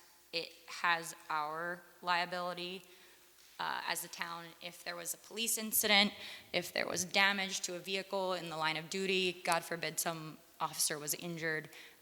Everything that has to do with that actually falls fully on the town of Monroe. And I tried to reach out to Emory and Webb to see if we would see any kind of increase in our insurance rates or if we had to account for that. And if you'll allow me 20 more seconds to relay a golden conversation, I basically reached out to the county attorney with concern that I felt that the town could be held harmless as the county sheriffs already police Orange County innately. Like, why is the town responsible for police officers that they do not direct, control in any way? And he asked us, well, they'll be working in tandem with your police department. And I had to explain to Rick that we don't have a police department and they will not be directed by our police department. And Rick said that, well, he's not going to modify the liability that he uses for every other town for us. So we do need to, look into associated costs if the investment in the sheriffs is where we're going with that. So, thank you. Both of those points regarding the sheriffs have already been addressed in discussions about 2 months ago. Can you also let me know, you don't have to tell me tonight, you could tell me or email me which departments are not happy? And finally, I stated last meeting that the budget did not have to be presented to the board, not on October 5th, on October 6th. You keep That's wrong. reiterating that. Because it's a state And law. Why don't you ask Mr. Nugent what's right and what's wrong? October 5th was a Sunday. That's not how state law works. It was on or before October 5th. You were supposed to schedule a special meeting for the budget if by October 5th did not work. October 5th was a Sunday. You realize that we can schedule a town board meeting at any time. Sundays are not exempt from town board meeting schedules. Counsel, can you please explain to her? So in New York State, there's something called the General Construction Law, and that provides that if a date that some act is due falls on a Saturday, Sunday, or a holiday, that is therefore due the next business day. So Including on or before. That is They correct, literally on or specify. before. If it says on or before October 5th and that falls on a Sunday, then it's moved. If you recall, we send letters to the town every year explaining the budget dates, and some of them fall on a Saturday or Sunday, so we explain that that particular date gets moved. In this case, you're supposed to open your public hearing by November 15th under the law, under the town law, but because that's a weekend, it moved to November 17th this year, and that's quite common, and pretty much every town does it. That's the law. We want to split hairs over one day instead of addressing the higher order concern that board members are kept out of fiduciary oversight responsibility. That's on you. My point is that no person on this board or in this administration should be treated as a diminished member when every single one of those people in the audience is somebody I serve, and I went around and was elected fairly just like everyone on this board, and I'm here to serve each and every one of them, and I am not to be prevented from doing my financial oversight duties. You want to talk about experience and how I'm inexperienced? She doesn't even know these deadlines exist at all. She's talking about how we got a preliminary budget in the middle of October and that it was great and fixed by the end. Like, how much do the board actually participate when our own departments are complaining that they don't even have a foothold? They're paid full-time salaries. It's their departments. We are literally hiring them to run, and then we don't give them the resources or the leeway to do so, and we don't even communicate with them. We're talking about preservation and parkland fees that are building our parks. We don't have a tree fee schedule. We worked on a tree fee law for 3 years, and it was finalized, and you don't have a tree fee schedule. He can't even charge people to enforce tree cutting ordinances. We're getting away in from this the law. budget We're not discussion. getting away. Yes, we Where's are. the money for the trees that are cut down illegally coming from if you don't have a fee schedule? And that's on the agenda tonight. Great, 3 years too late. Thank you. Hey, thank you. I'll make a motion to keep open the public hearing for the budget until 7 p.m. or immediately thereafter on November 6th, 2025. Who will second? Call the question. Hingham, aye. Scancarello, aye. Cardone, aye. Pool eye. Richardson, aye. Okay, I'll make a motion to open the continuation of public hearing regarding police services in the town. Second. Call the question. Bingham, aye. Grillo, aye. Cardone, aye. Pool eye. Richardson, aye. Madam Clerk, before you begin, I just want to make one other statement. I want to stress this once again. Our goal, and it has been from the start, is to eventually retain the services of the Village of Monroe Police Department. We've stated this from the beginning. The reason being state police is hindered from assisting us on code violations, nuisance issues, and patrolling our community on a consistent basis. We're looking to be proactive, and we don't want to receive a call that is reactive, and we need to remain proactive in the community. One of the biggest complaints is speed violations, which are jeopardizing the safety of many of our children. Prior to that goal being reached, meaning the IMA, with the Village of Monroe, we are considering, and I repeat, considering the temporary services of other police agencies, the Orange County Sheriff's included. There is no done deal. There is no done deal. There's no deal that has been done. Anybody that understands municipal government knows that in order for me to sign an agreement, it has to be approved by this board, which I stated previously. Please refrain from believing the rumors, social media posts, and conversations many are making online. Thank you to those residents who called my office for clarification. Yes, there have been discussions with multiple agencies. Here are some facts generated from the last meeting. Why the Sheriff's Department? Because they are an established agency ready to begin. Unlike our great local police agencies, which unfortunately will need time and effort to increase their staff and equipment. The Sheriff's Department is a litmus test that will enable us to ultimately save money in the long run. And forward thinking is why we're doing that. The Orange County Sheriff's Department is an agency that has had an agreement with the federal government to house criminals that are detained by ICE for many years, not just recently. Those prisoners are from various parts of of our country. Some of them are placed here because they remain close to their families.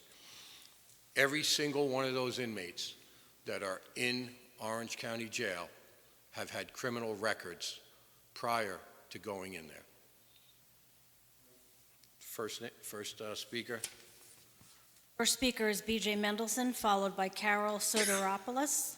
Again, you'll have 5 minutes to speak. Please speak clearly. Please speak clearly into the mic. Give me just 1 second, Mr. Mendelson, please. Sure. Dory, otolaryngologist, go get one. I ask that the audience remain respectful to all the speakers. Thank you. You may begin. Great. What you just said was BS, Tony. Most of the people held in OCJ are actually from New York City. There has been hunger strikes. There have been multiple lawsuits against OCJ, against the Sheriff's Department for mistreatment of the people there. And many of those people there don't necessarily have criminal convictions. So thanks again for gaslighting us. Can't wait to hear what some of your United Monroe friends have to share later. Back in 2019, Tony Cardone informed the Photo News that his biggest concern for the year was the new bail reform law.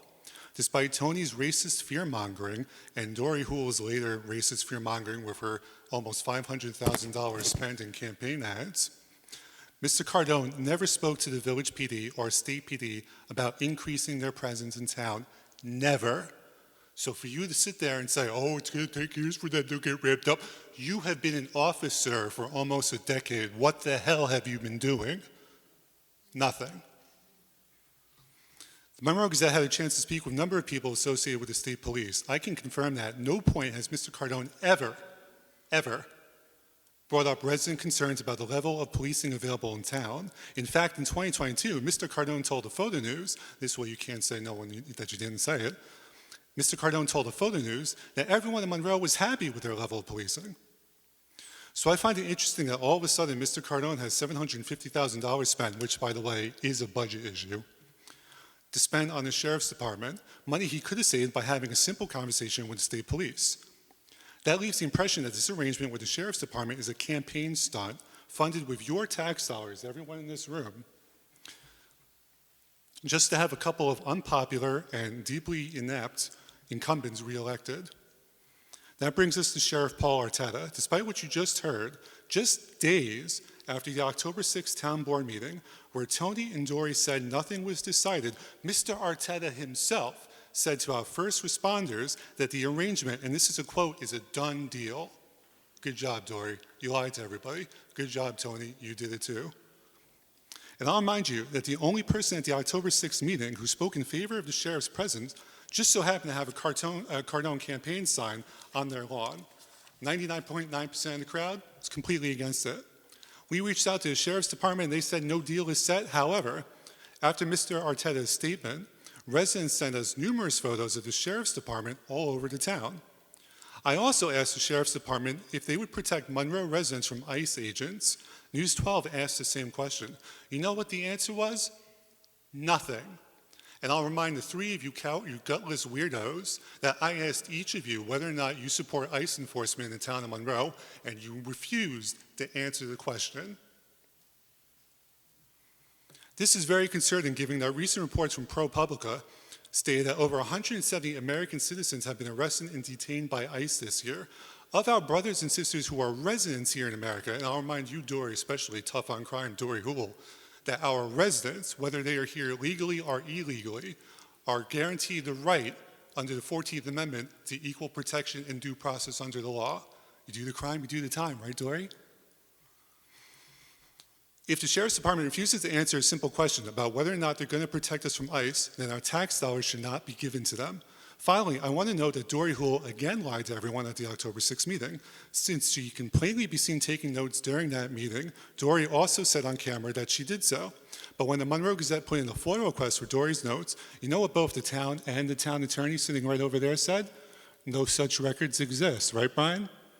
For 2026, the date you put down? Yes, that's very clever of you, but no such records exist. I didn't write your FOIA request, Mr. Mendelson, you did. Yes, very good.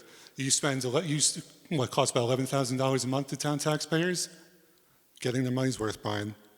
Ms. Hoole, who so often says that if you want the truth, you should come to a town board meeting, and who did not respond to emails seeking comments, I'd like to ask you directly in front of all these people, why'd you lie to them about taking notes? Because the town says no notes don't exist. Was the fix already in? And by the way, Tony, if you've never taken a bribe, surely you'll have no problem releasing your tax returns for every year since you've been supervisor. Shouldn't be a problem, right, buddy? And last but not least, that town employee, there is a recording saying that you called them, quote, a spick multiple times during their time here Let's refrain at from the town using that terminology. That is a direct quote from the town employee. So why don't you go and talk to your employees, Mr. I'm so big on HR all of a sudden, and listen to what they have to say. You guys clearly do not care about the health and safety of the people of this town. You don't care about black and brown people. You both made that clear with your nonsense about bail reform and Dory Hoole's tough on crime routine. Time's up. I'm coming for you next, Sal. Bring it. Carol Soteropoulos, followed Supervisor by Corey Cardone, Robbins. could you please enforce the rules of conduct on each speaker as it comes up?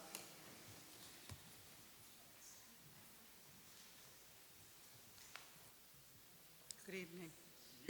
Did you guys need signatures? Come on up. Come on up. I'm sorry, Carol. Carol, hold on one sec. Okay. Yeah.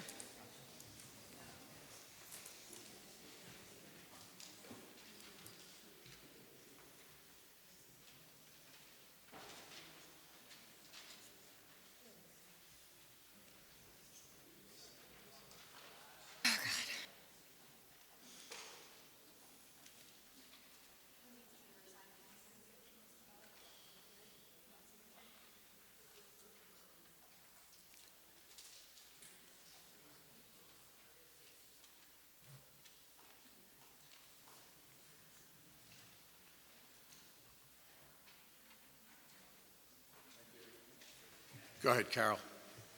Go ahead. Yeah. Good evening. I came before this board in July to raise awareness about the ICE budget, higher than the entire military budget of Italy. I talked about people's fears of going to work, of sending their children to school. No one knew what might happen right here on our local streets. Jump to today, to all that has transpired since then regarding ICE here, Add in the new old issue of policing the town, I could speak for an hour, but I have only 5 minutes, so here's the key point. First, any conflict of interest, whether real or perceived, clears the way to avoid accountability. Now, you have heard and read plain and clear that the OC Sheriff's Office has contracted with ICE since 2008 for the OC jail to serve as a detention center. And now you have heard plain and clear that ICE agents have conducted repeated operations in Monroe since July, when I alerted you to potential tempting collaboration offers because money talks. Oh yes, money talks.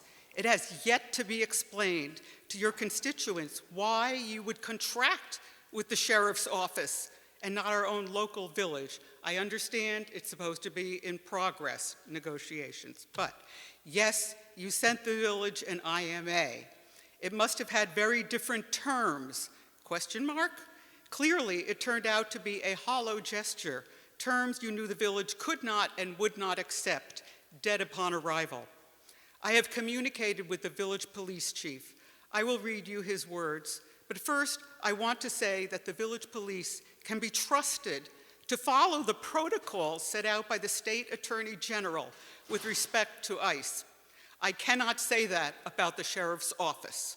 I want to say that the village police are community-oriented with 4 bilingual officers and a Hispanic outreach initiative in place.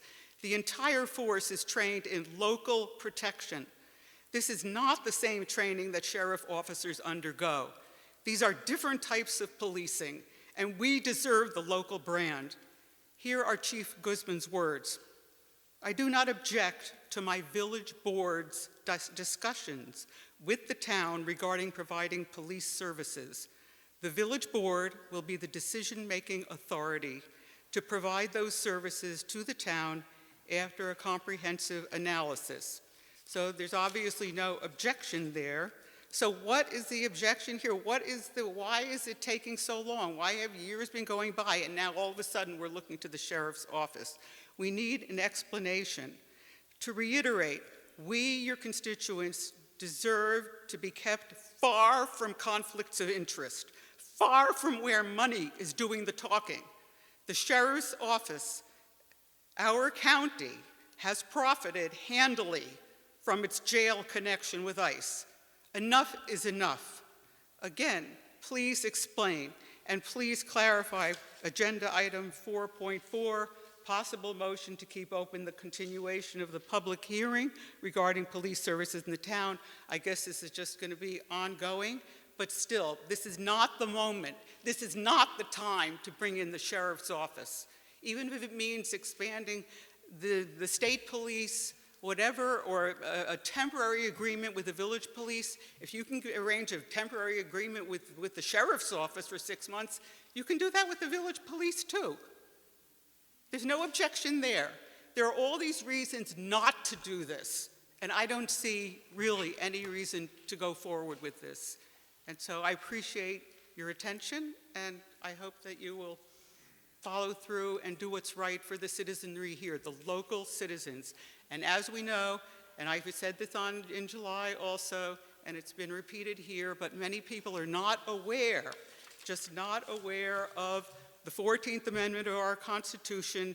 I quote, "No state shall make or enforce any law which will abridge the privileges or immunities of citizens of the United States." Okay, there's for our citizens. "Nor shall any state deprive any person of life, liberty, or property without due process of law, nor deny to any person within its jurisdiction the equal protection of the laws." And we have seen this violated by ICE across our country. And here in many towns in Orange County, it's been reported in our local Times Herald, Times Union. It's all over the place. Thank you very much. Thank you very much. Thank you, Kara. Next speaker is Corey Robbins, followed by Maria May.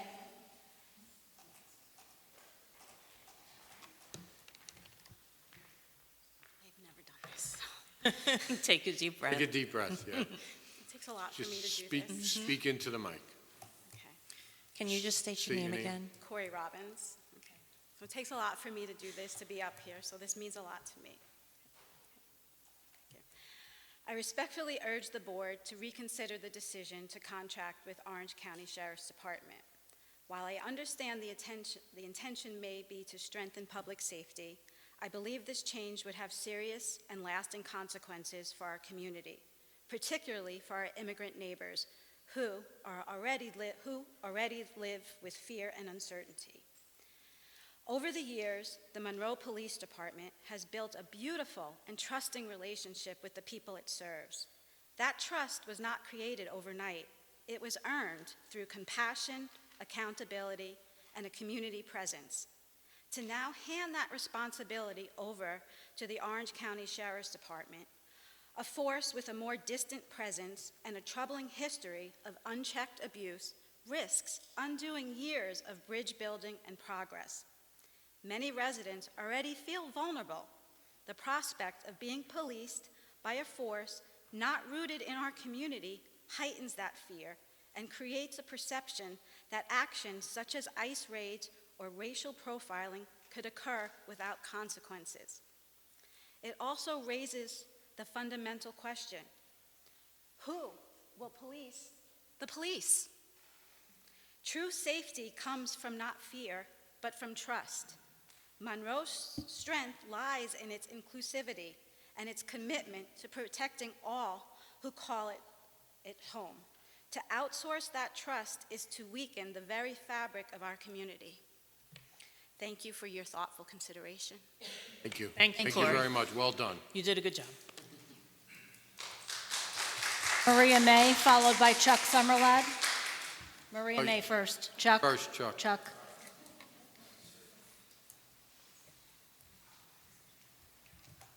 Hello. State your name, please. My name is Maria May. I live in Tuxedo, New York. I want to clarify something that Mr. Cardone said about Tuxedo at the last town board meeting. The town of Tuxedo never hired Orange County sheriffs for policing the town. In 2015, when the town was under fiscal distress, Tuxedo had to reduce its full-time police staff, and that eliminated most overnight coverage, relying on part-time officers and the New York State Police for backup. After years of budgetary austerity and good financial planning by our town boards, the town of Tuxedo was able to expand the police force to a full-time roster and once again provide 24-hour service. This happened in 2023 during my tenure as a council person in Tuxedo. I cannot overstate the importance of being able to identify and get to know our officers who are there on our roads, at town events, and in our schools. This makes residents feel safe and can help cut down on crime, since folks are more willing to contact police if they know them and trust them. I don't think the public can create this type of rapport with sheriff officers who are not part of the community.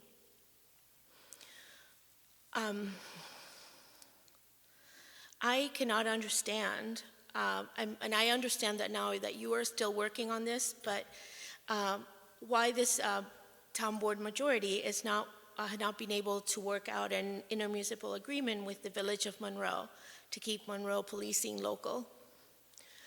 To end, I'd like to tell you a personal story. 2 weeks ago, I accidentally crashed my phone on Route 17. iPhone sent a crash notification to Tuxedo Police and to my daughters in New York City, who of course were completely panicked.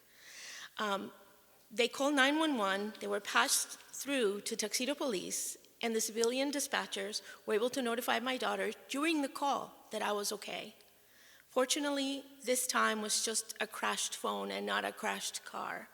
But had that been a more serious emergency, the prompt service and familiarity these officers had with me and my family would have been an even bigger difference. You lose that when officers responding to an emergency don't know the people they are serving, or may not even be familiar with the area where the incident happened. I am grateful that we have a great local police force in Tuxedo and I am glad that we were able to work out a contract that was beneficial for all stakeholders. I hope Monroe residents will also be able to enjoy the benefits of local policing, and I am glad that you are continuing to negotiate towards that end. So, thank you. Thank you. Chuck Summerlad, followed by Rabbi Roger Lerner.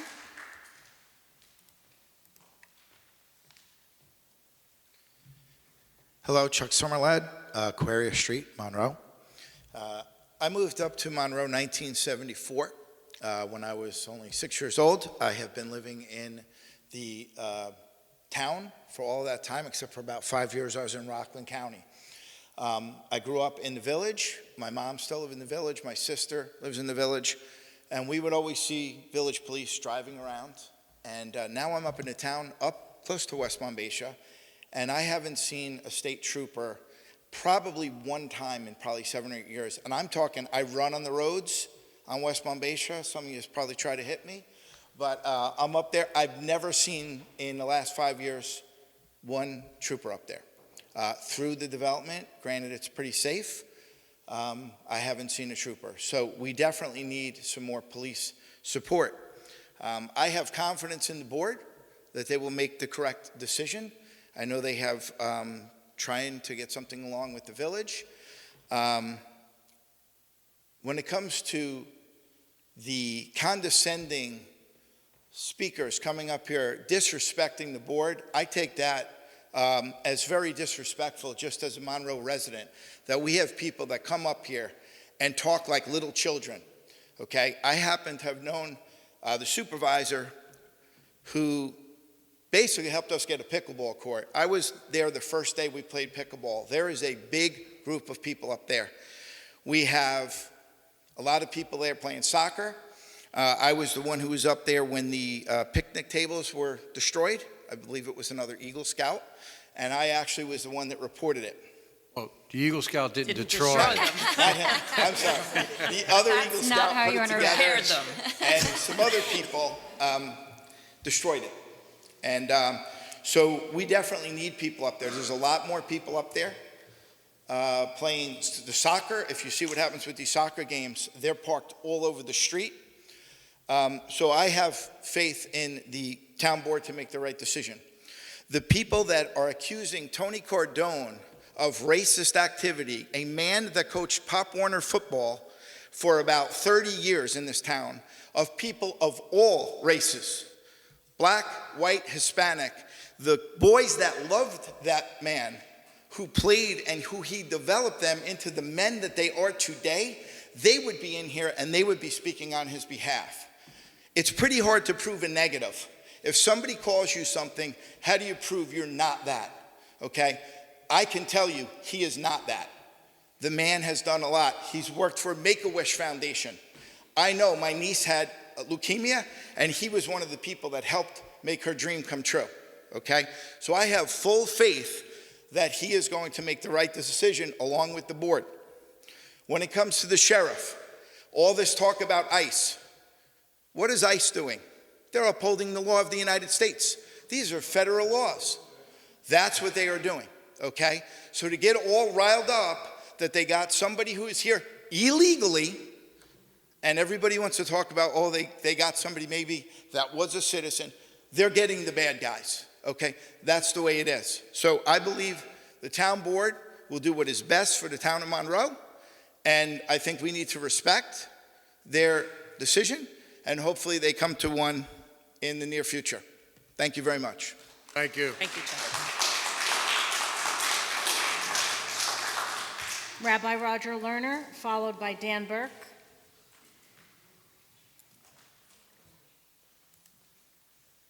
Rabbi. Good evening. Thank you. I'm Rabbi Roger Lerner.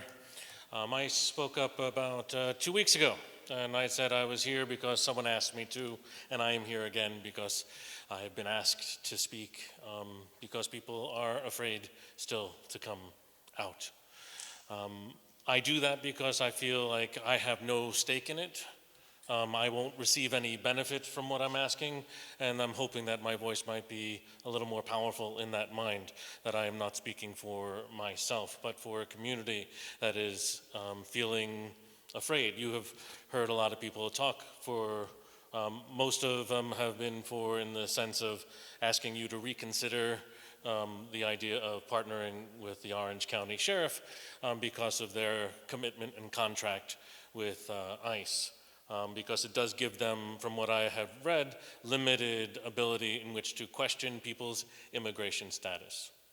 That's straightforward as that. And the reason why that's important, today I wanted to thank Sergeant Grossman, who is an officer from the village of Monroe, who's in the back, who is doing what he's supposed to be doing. In talking with Chief Guzman, he had shared that his officers are explicitly directed to not ask about immigration status. That is a part of what they do as their policing effort. And he's been making rounds in the Hispanic community and in general to share that, to make sure that they know that that is not what they're going to do. They're just going to police the area. And that's an important distinction, where if you have the sheriffs, they can, because that's a part of the contract, part of their ability in which to do. If you were contracted and instead of Sergeant Grossman, you had a sheriff in the back, what that means is some of your citizens might be less likely to come.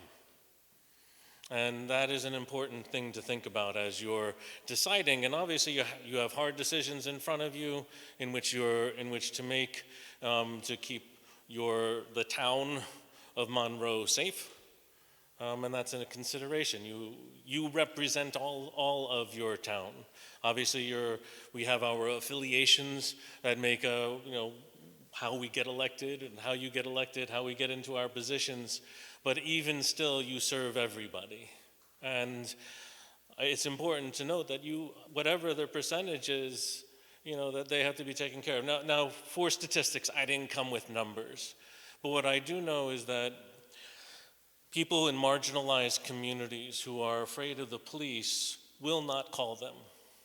And so say for instance for domestic violence, if you have someone who's suffering in a domestic violence situation, but they're also maybe an immigrant, and we're saying legal, illegal, however we want to put it, they are less likely to call for help.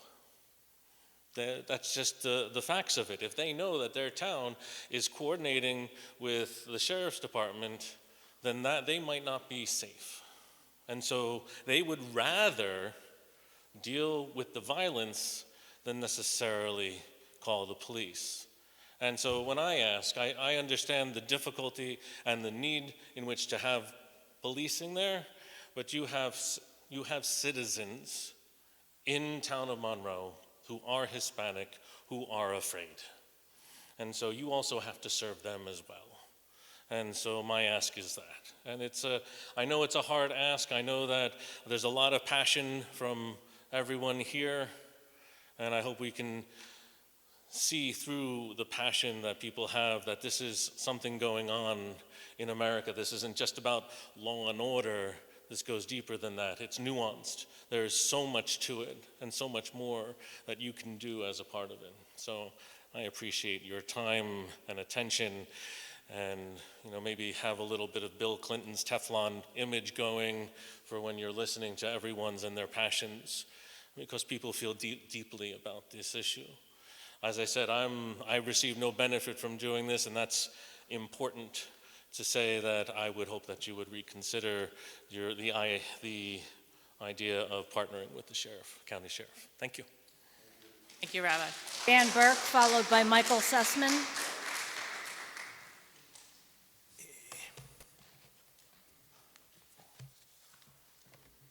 Here we go. Dan Burke,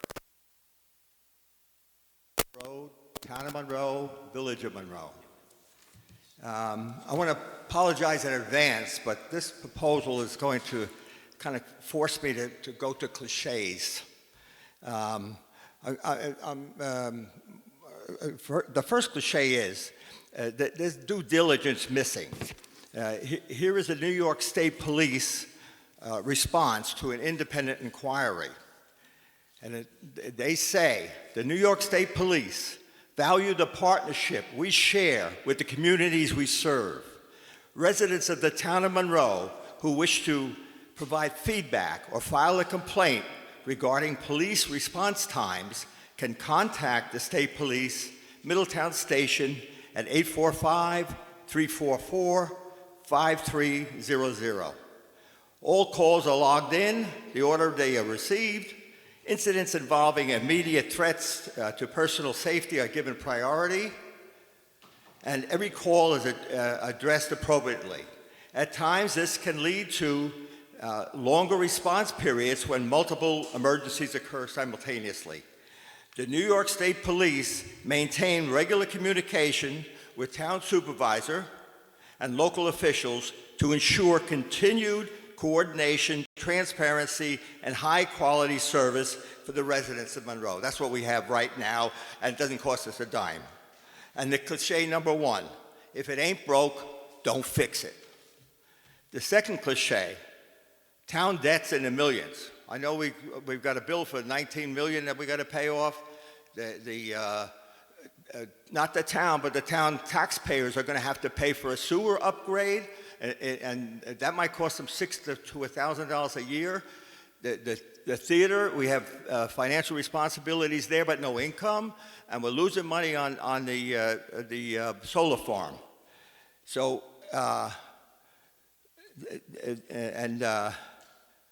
let's see. Okay, the town would need new borrowing to pay off this contract. So cliche number two is when you find yourself in a financial hole, stop digging. And then the third cliche, we all know the power of inertia.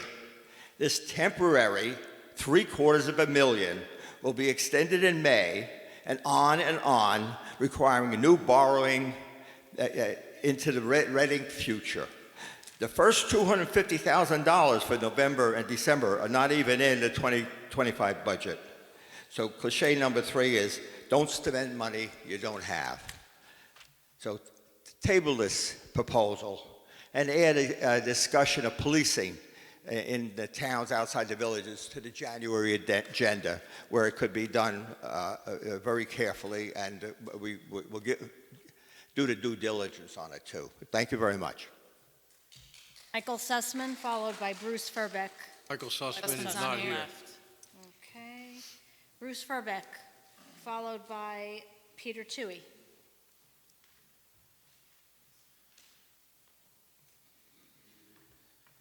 Good evening, Bruce Furbeck, Orchard Street, Monroe. I just heard Dan Burke give the standard State Police Company line. I was here 2 weeks ago and I spoke how I worked for the State Police for 21 years. Been a resident of Monroe my entire life. I was the guy that told you 20 years ago to keep the state police, and I gave you the reasons why. I'm telling you today, either many people are uninformed or ignorant to it, that there are people across the unincorporated section of the town of Monroe that dial 911 for a serious emergency. We could be talking home invasions, we could be talking burglaries. And when they call, they expect a response. Either they're being told that the state police are unavailable, or 911 tries to find a contiguous police agency to respond to handle the call because the state police are tied up. Now, when you have an emergency and you're not afraid to call the police, which are most of us, you expect a response. Now, I think there's members on this board that understand what I'm saying, because what I call it is a crisis of safety. And we need to do something before somebody gets hurt or killed because of a lack of police response. And we need to do it timely. Now, you talk about the Orange County Sheriff's Office, you talk about the Village of Monroe Police, and you talk about the state police. 3 independent police agencies. They all are state-accredited police agencies. They go through a vigorous inspection every couple years They're all law enforcement officers, and they have policies and procedures that they have to follow to get this state accreditation from a Democratic governor. Now, with that, the sheriff's office, the Village of Monroe Police, and the state police, they're law enforcement officers. They take an oath to protect the people of the community. That means they're impartial to certain things, and they're here to protect and to save our lives. If we have an emergency, I don't live in the village, so the village police use the state police as their secondary enforcement when they're unavailable. Every other town and village around us uses the state police as secondary enforcement. Well, guess what? Right now, the only enforcement we have is the state police. And when they can't come, we don't have anybody. So if we can get the sheriff's office here and make sure we have people here, and then if they're unavailable because they're handling something else, we have the state police as our backup to respond and to keep our people safe. And that's what the government here should be focused on. Thank you. Thank you. Thank you, Rich. Peter Toohey, followed by Catherine Troiano.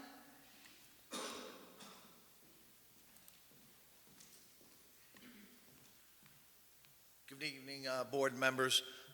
Evening. I have a few things to say. With regard to the October 6th meeting, things over the last several years have gotten like I've never seen before in the last couple of years with the dialogue back and forth here in the town hall meetings. With the childish things, the immature things that are said, the insults, and I did, oddly enough, find something to feel good about, with everybody on different sides, and with this contentious behavior. You know what? We actually do have somewhat of a consensus among both sides. Everybody has spoken about, we definitely need police. The state police are overworked. I think it's just like the fire department where they have mutual aid, as Mr. Furbeck said, and they kind of cover each other. But the thing is that right now, the consensus is that from last meeting to this meeting, that everybody agreed, both sides. We would like to do an IMA with possibly the Village of Monroe.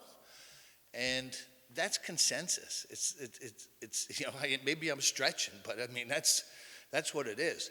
The big issue is with ICE. But the thing is, I look at that as, you just stated tonight how you're still in the talks for the budget, and that, you still have things to work out. You got till November 18th or 20th or something. But the thing is that those talks are going on, and you're working, hopefully, with the village to try to work something out. And it's not easy. As someone said, oh, you just go do it. No, there's liability issues. Who's going to cover this? Who's paying for that? And the thing is that the sheriffs, if they have to come in, it's a temporary situation. It's a stopgap measure to get us where we are, to where we can have what everybody wants. A Village of Monroe Police Department taking care of our needs here in the town of Monroe, the unincorporated part of the town of Monroe. And it's just, we all have to turn down the rhetoric. It's just so crazy. And so I was happy that I found a little bit of consensus in what's going on. And with that, I respectfully wish you all good luck in your negotiations, and may it happen sooner than later. Thank you. Good night. Thank you. Thank you. Thank you. Thank you. Thanks, Pete. Catherine Troiano, followed by Eddie Blanco.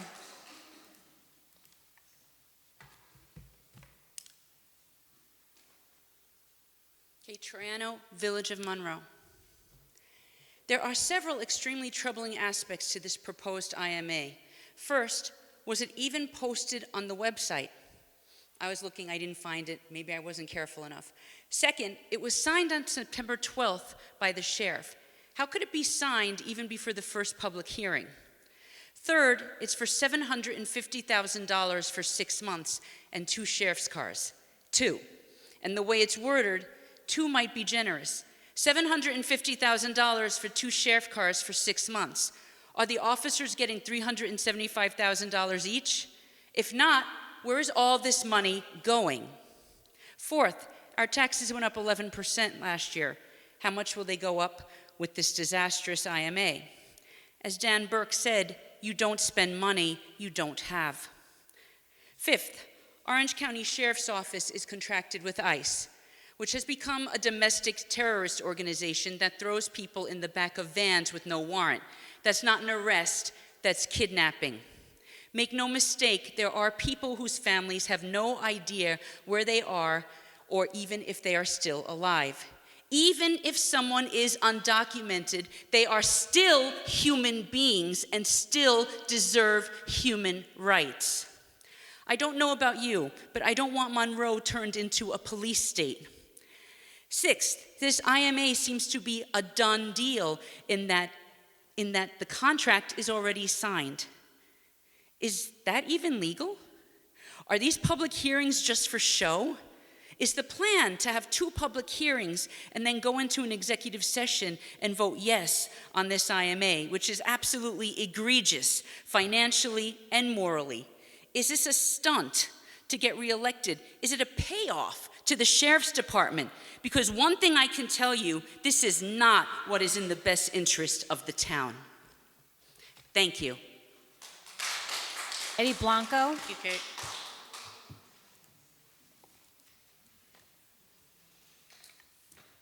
Eddie is the last speaker. Thank you. Good evening. So I did have like a little speech written up that I'm not going to stick to just because of what I've been hearing tonight. First and foremost, I do respect all of you, whatever problems I've been hearing y'all have up here, better than Netflix, let me tell you. Please announce your name. Huh? Please announce your name. Eddie Blanco, sorry. And I respect everybody else's opinion, but people have to also see what's really going on. What you hear and what you see are 2 different things. I remember October 6th, clearly, and not just because of what we talked about, but because I left here and went to go see a game that I can't even remember who played, because after I went to get cigarettes, the sheriff passing by the gas station, almost broke his neck to see me. Turned when he wasn't in the turning lane. I pulled my car into the gas station, grabbed my cigarettes, who's coming around the corner? Slowly, on the light. I can see him staring at me. Why does that matter to me? Brought flashbacks back. I've had a crazy adolescent, I understand, and I've had running with cops, but I can respectfully say they've all did their job how they're supposed to. And I respect every single officer anywhere, because any local PD goes above and beyond. They see you, they don't know you, they at least say hi to you, to acknowledge you. I've never had a sheriff acknowledge me once in my life. Never. And the crazy thing is, I keep bringing back to the sheriffs is, I had a flashback that night, 2010. I was in the car with my friend, he was driving. Yeah, he had a messed up record. They pulled him out of the car. I was asked for my ID. I dropped my wallet, I swear on everything I love. The sound of hearing a gun unholster and the noise it makes being pointed in the back of your head, morbid. And I wish there are nobody's kids here. And let me tell you something, under the wrongful lighting, after a long day that, you gotta remember, sheriffs deal with criminals all day. They're transporting people back and forth, so that can get irritating. Under the wrongful lighting, anybody's kid can look Hispanic, can look like a threat. And that's the last thing you want to hear is your kids cry to you that had to go through something like that, because I didn't even have parents to cry to about that. That was the crazy part. Knowing my life could have ended, it's scary. That's why I don't want that here. I don't want that here because I don't want nobody else, whether the migrant community, which yes, everybody knows I'm standing for that heavily. Apparently everybody's seen the video of me going against ICE agents and FBI because they didn't have no warrant, they weren't looking for nobody. They were just poking around, making it look like they're looking for El Chapo in front of my business, ruining my clientele. But that's a whole separate thing. The fact that I got that flashback and I thought, holy crap, somebody else's kid can go through that, makes me think of how much due diligence are you really doing? You guys said you reached out to somebody. Who? Honestly, it's just a simple question, who? Because if somebody said no to you, I think it would be nice to just send out notifications to the whole village and be like, hey, listen, your rep said no. Be ready, because there's going to be sheriffs policing where your kids drive through to go to McDonald's on the weekend and hang out. Come through, come back from a movie and hang out. You know how kids are. Loud music, acting rambunctious, feel above and beyond. You don't want them to have to deal with that one sheriff that dealt with two idiots they transported for whatever murder or something that day. They're already aggravated, and then they take it out on your kid. You guys got to see there's a bigger, more dangerous, scarier picture behind all of it. And I'm telling you from firsthand, that's not a great feeling at all. Not at all. And off of seeing that, I'm saying, if you don't believe me, look at the police cameras. I know there's cameras on that corner in Cumberland Farm. After 11 o'clock, you can see it. My truck pull in, you guys in the lane to go straight, automatically makes a left turn. Slowly. I come out, comes out, but this time I smiled. Because you know what, at the end of the day, I got technology. They want to pull out the gun this time, I'm going to tell them to shoot it, go ahead. Because I did nothing wrong. If they want to make my family rich, go ahead, do it. But I'm not going to back down from nobody no more, especially when they're not doing the right thing. And I ask you guys, I really, really ask you guys, 1 minute. do your best to try to get them to push. If they don't want to say yes, tell the public. You know how many people are going to be pissed off? How many people drive through the town of Monroe coming back from work late at night? You think they want to get harassed because they want to rush back to their sick child? The babysitter that wants to leave and they don't want to leave the kid alone because they're a single parent? You let the people know, I'm pretty sure they'll do the fighting for you need. They'll annoy the right people you need to get annoyed to push this process a lot quicker. Thank you. Thank you. Thank you. That's all for public comment. Supervisor, can I recommend you make a motion for a 5-minute recess? Sure. Make a motion for a 5-minute recess before our comments. Second, call the question. Am I? Cardone, aye. Full aye. Richardson, aye. Who seconded that? Sal. Sal.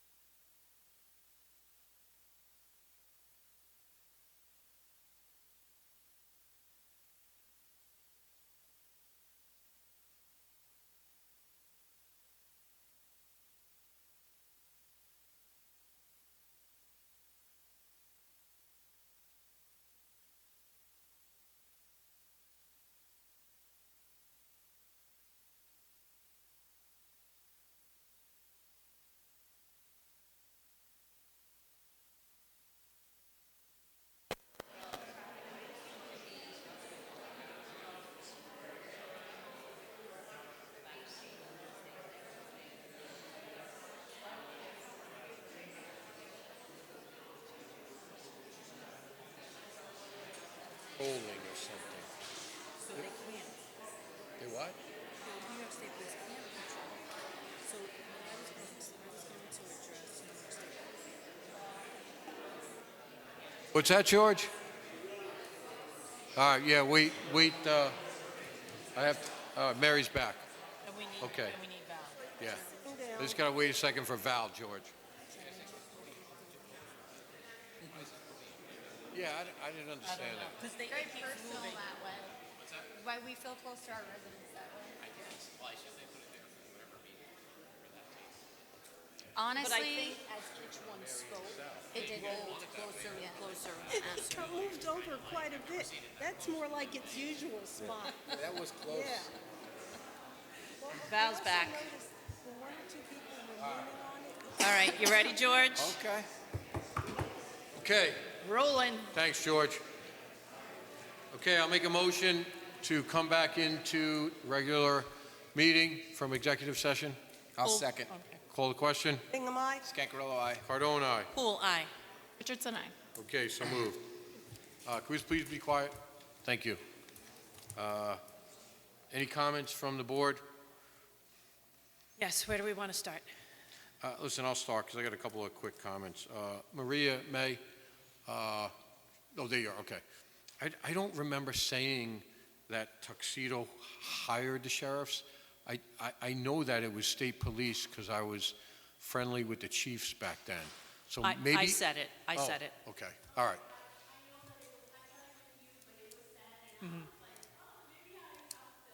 Yeah, that's no problem. Nope. Okay.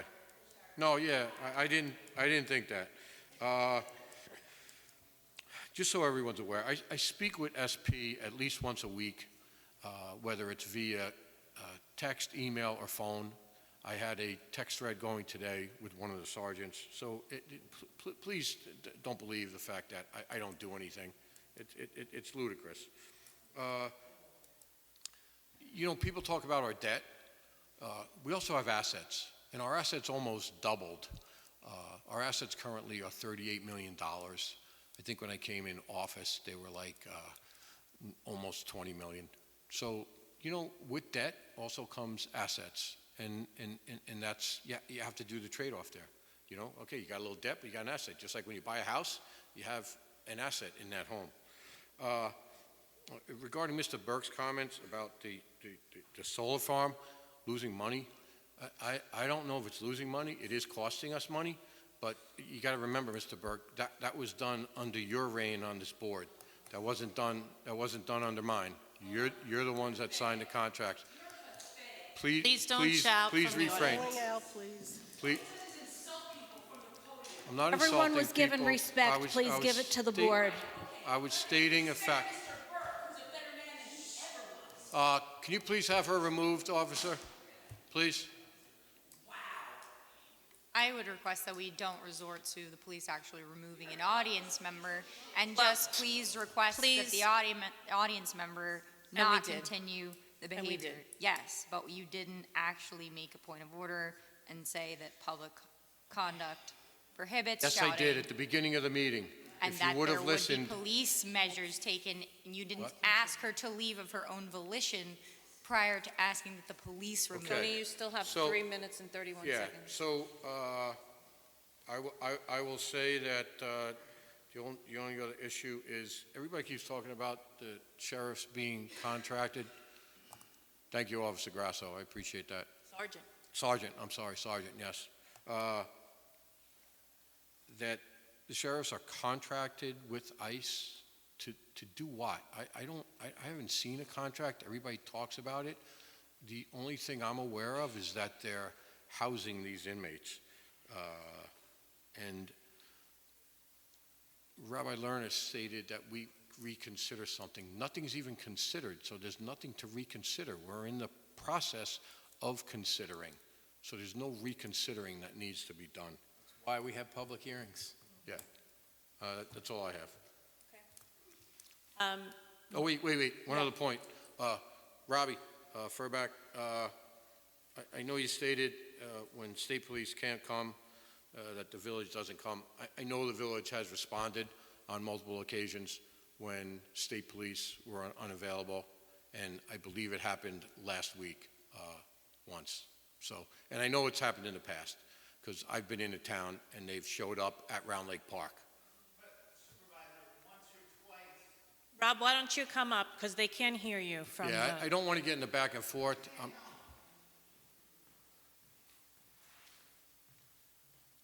What the public sees and maybe what you see isn't the general norm of business. You may see the village police back up, come to the town on a town call, and if they can, and if they're willing to, that's great. I've seen the town of Chester come, I've seen the town of Blooming Grove, all the other PDs, but I've also seen people wait over the last couple of years. And nobody should wait or not get a response. Right, and I'm not disagreeing with that, but you stated that the village PD doesn't come. Well, I didn't. That's how I said it. That wasn't the inference that I made. The village police do a fine job, and I'm a big fan of the Monroe Village Police. I want them as my town police force. But until then, I want something. Okay, thank you. Thank you. Okay, go ahead, Councilwoman. So last week, we had a very promising meeting with the Village of Monroe. Trustee Berenger was there.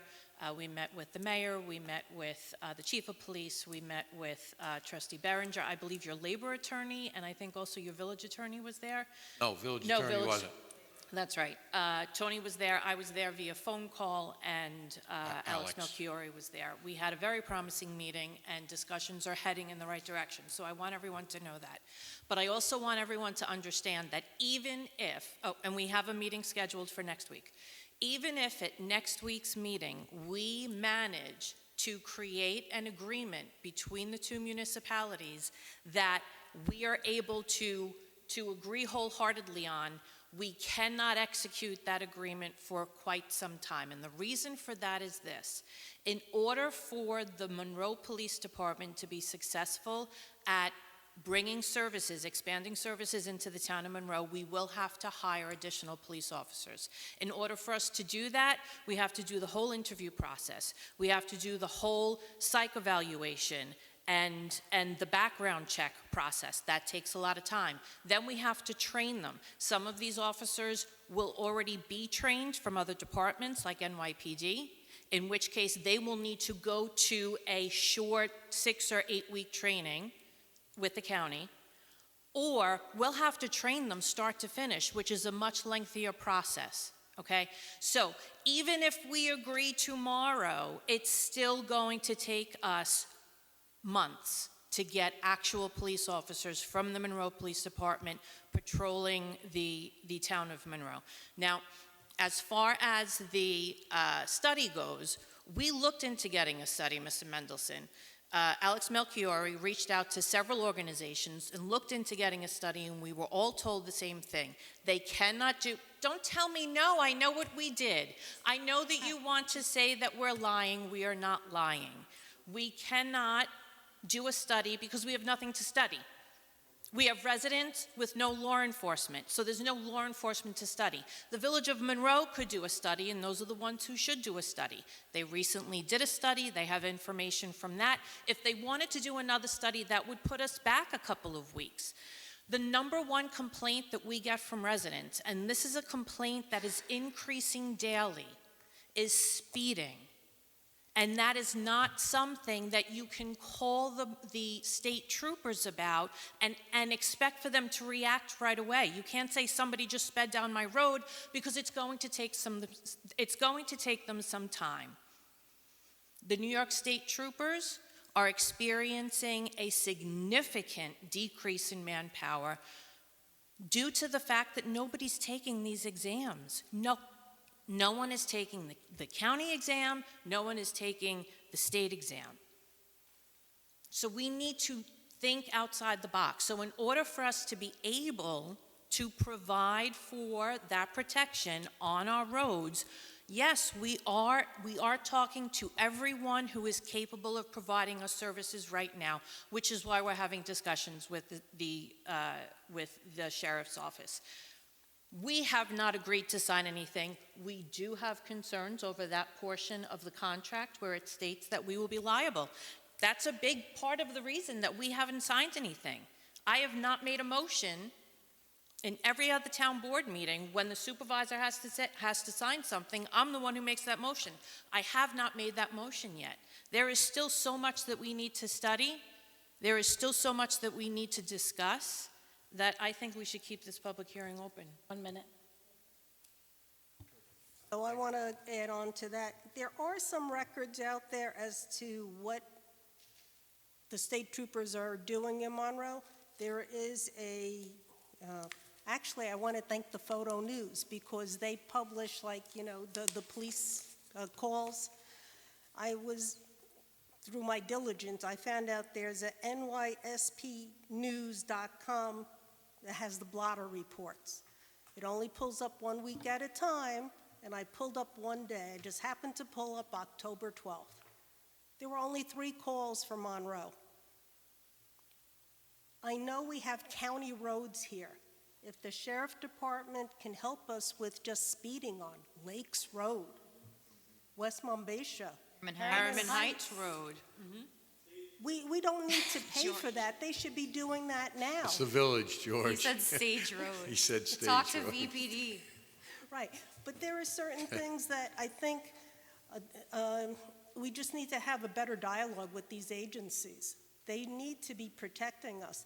And I really understand what the residents are saying. If you are of color, whether you're a Latino or Indian, I had a girlfriend who was Indian, and she was always, people were coming up and speaking Spanish to her because they thought she was a Latino. If you are afraid of your color for domestic violence, to call and get help, oh my gosh, that's a terrible position. I never want anybody, a man or a woman, to be in that position where they are afraid to call and they're being abused by their spouse. So I think this board has more work to do. I definitely agree this should stay open, and I just think if the sheriff's department could do their county roads, let's start there. Let's get a little bit of extra coverage for the town. If speeding is the main concern, I think that's one way to put a foot in the right direction. And let's continue this dialogue. Let's continue the public hearing. And I'm glad to hear that things are going along more smoothly with the village, because I think that really is the best. They know the area, they know the residents.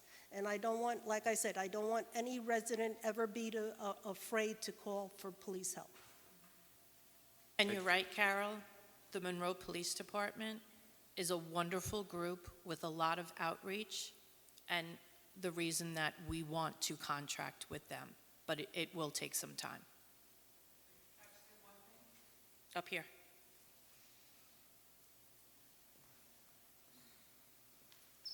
I understand the issue about speeding. It's very important, and I understand what you're saying about the sheriff's office. It's a county service, so county policing to watch out for speeding. But then they cannot, can you, as the board that would, let's say, contract for just that issue of speeding on county roads, I know, it's probably unlikely, but anything that they could possibly hire to do, can you, as the authority that is contracting with them, say that they cannot, just as the village police do not ask for their documentation of status here? We can't dictate that. We can't dictate. But similar to that's what... the whole problem then. Well, but similar to what any other law enforcement officer would do, if they come upon them, if they're driving, they're going to ask them for their driver's license. Yeah, driver's license Right. is one thing, Right. but not for their immigration status. And To- that's to what my- ICE, They're separate. To my knowledge, the sheriff's office isn't asking that. I know ICE is asking that, but to my knowledge, they're not. But I will be happy to investigate that. that is Seriously, I critical. will. Okay, that is a critical All right. issue. Thank you. Thank you. Anything else, Mary? No, that's my comments. Councilman Thank you. Scangarello?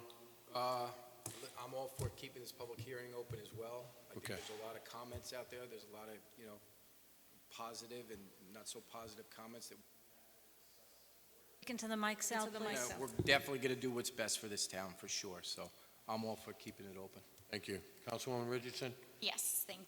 I can only speak on, what I've been involved in and informed of, and, I want to answer a lot of points and thank everybody who was here and who remains here for coming down and voicing their opinion, and this is why we hold these public hearings. And as a board member, and as someone who's sat in the audience, knowing that things were basically a done deal, it's not ever a done deal, because all of you have come and spoke positive, negative, and every single person has a right to voice, high-level policy issues, while somebody else may be frustrated that they just want police coverage. And it's our job as a town board member to hear, literally every single one of your concerns and then make that deliberation. And there is no such thing as, official contracts, official coverage until this resolution, this public hearing is finalized. And I mean, as somebody who has come in and completely changed, again, decisions that they were completely gung-ho on, this is why we invite every single person out in the town to come voice their opinion. I'll tell you what I was told was that this, was the directive of the board majority, that the police consultant, which myself and Councilwoman Bingham have no memory of having a formal resolution to retain said consultant, and we have an issue with this because it doesn't feel to us that we had the ability to voice to the public that we would have chose an independent consultant probably 6 to 8 months ago. And we have concerns about procurement and open government, because the same way that you are all here voicing your opinion on the potential contract with the sheriffs, we could have voiced that, a political opponent of the current town board doesn't exactly bode well for, good faith negotiations for an IMA with our village police. There were emails sent back and forth that were very thoughtful from the village that remain unanswered. There are things that I think our consultant lacks experience in, as much as he, might be a dedicated officer and everything like that. He's, as far as I know, never consulted to build this kind of administration before. And I mean, I personally, in speaking with both state police who report, that they were not directed to roads that our residents are complaining of speeding issues. They were not directed to ticket residents. And also speaking with the sheriffs who said, I look forward to working with you just today. You should be happy. We're so trained. We're so excited to be working with you, and we are coming to the town of Monroe. That's a conversation I had today with the sheriff's office. I know it's not legal until this public hearing closes, but we were told that this agreement was to happen, and then 6 months, 8 months down the line, there would be an attempt to, with a new village administration, negotiate a village IMA, and that is reality. And as we've heard people discuss, it takes time to hire and train police officers. So now it's been stated bipartisanly that it would take time to acquire and train officers, which are required to cover the additional, almost double the landmass that we'd be asking the village police to now cover. So our contract, this proposed contract, it's budgeted $750,000 for 6 months, ending in May. 1 minute. And that is not good enough. If we intend in any way to contract with the sheriffs and intend to continue negotiating in any way with the village, that's just not enough time, even if everything goes your way and you're betting on political maneuvering. Again, the state police, the sergeant, that I spoke with, thanked me for allowing him the opportunity to defend himself. He did not show up, and I am disappointed that State PD did not take that opportunity, because I would have loved to had a dialogue with State PD here tonight. So I'm disappointed that we can't seem to get call data from the county. They haven't shared any of these call wait time numbers, and they're actually asking us to FOIL for information that the sheriff I spoke to today claims that she has and informed the 2 officers listed in our negotiated contract per B and C line. If I could just have one more second. She has that call data and used it to inform that decision. But this agency, there are ways to study call data. There are ways to study coverage needs, and none of the board members were actually included on that. And I like to point a finger at the fact that we didn't procure or attempt to procure an independent outside police consultant who could have actually advised us on this a year ago. So now we're doing this like a month before budget. Thanks. I just have to defend Alex for just a moment. Go ahead. He is a 40-year police veteran, and he has been chief of police of the Monroe Police Department twice. He has been chief of police of the Tuxedo Park Police Department, and he has been chief of police of Blooming Grove Police Department twice. He is a well-decorated, very well-experienced, and very well-respected member of law enforcement all across Orange County.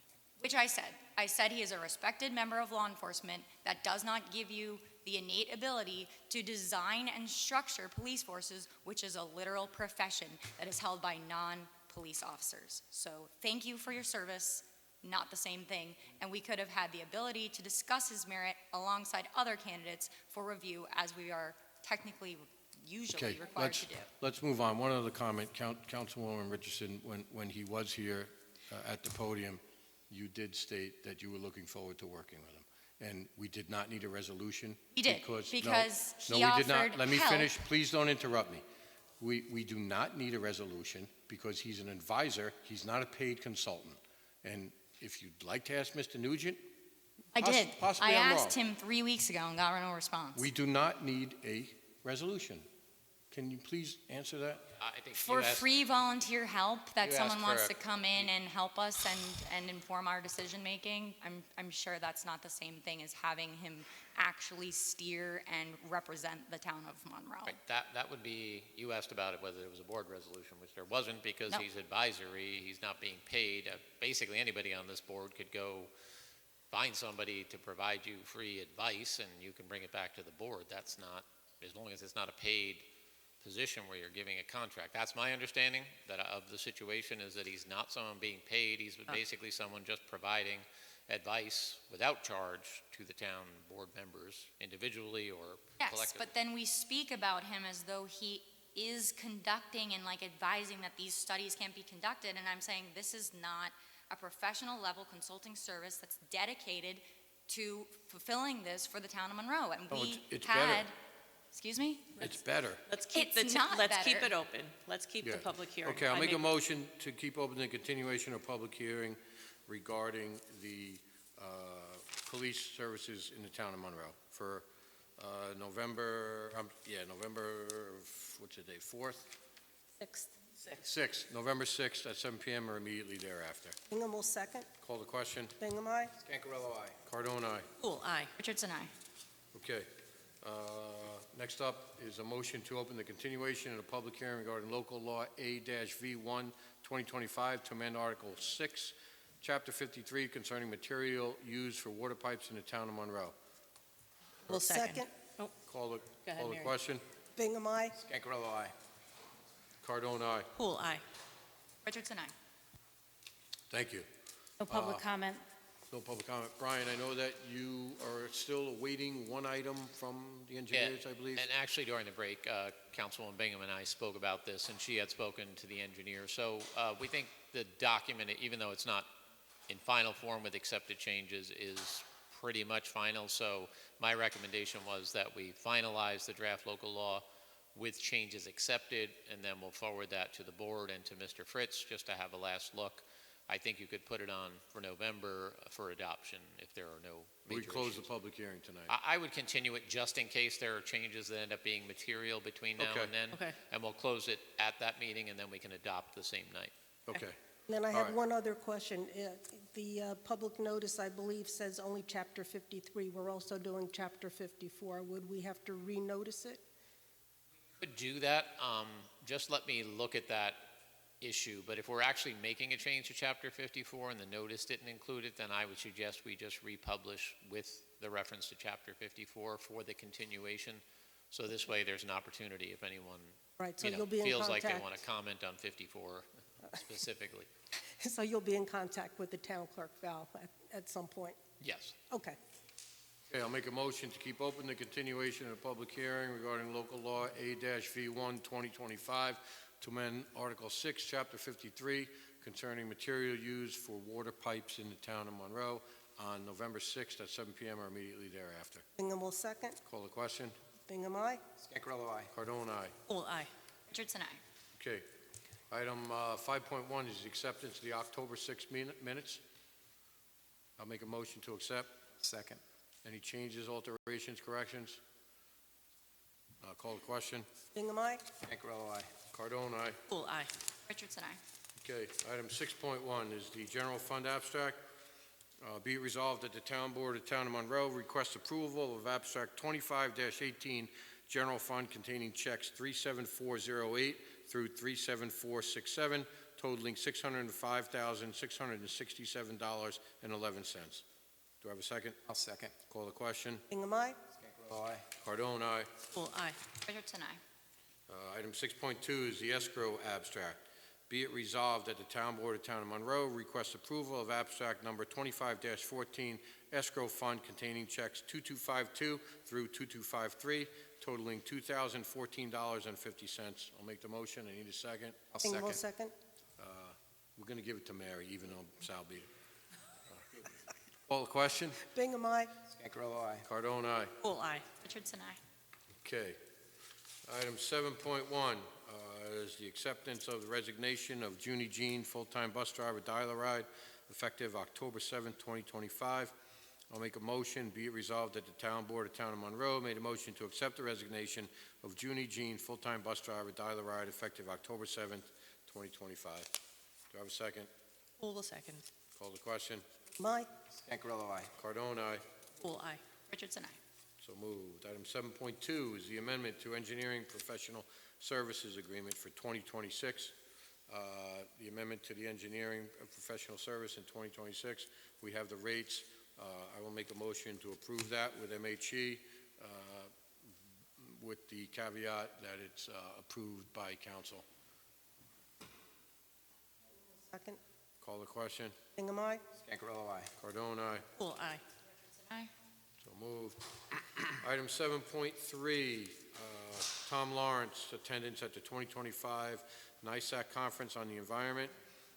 I'll make a motion approving Tom Lawrence, Monroe Conservation Commission, to attend the 2025 NISAC Conference on the Environment on October 24th and 25th in Kingston, New York, at the following cost: conference registration, $109, hotel 2 nights, approximately $420. And I know he said he didn't want to accept the mileage, but I think he has to accept that. That's quite a distance to go.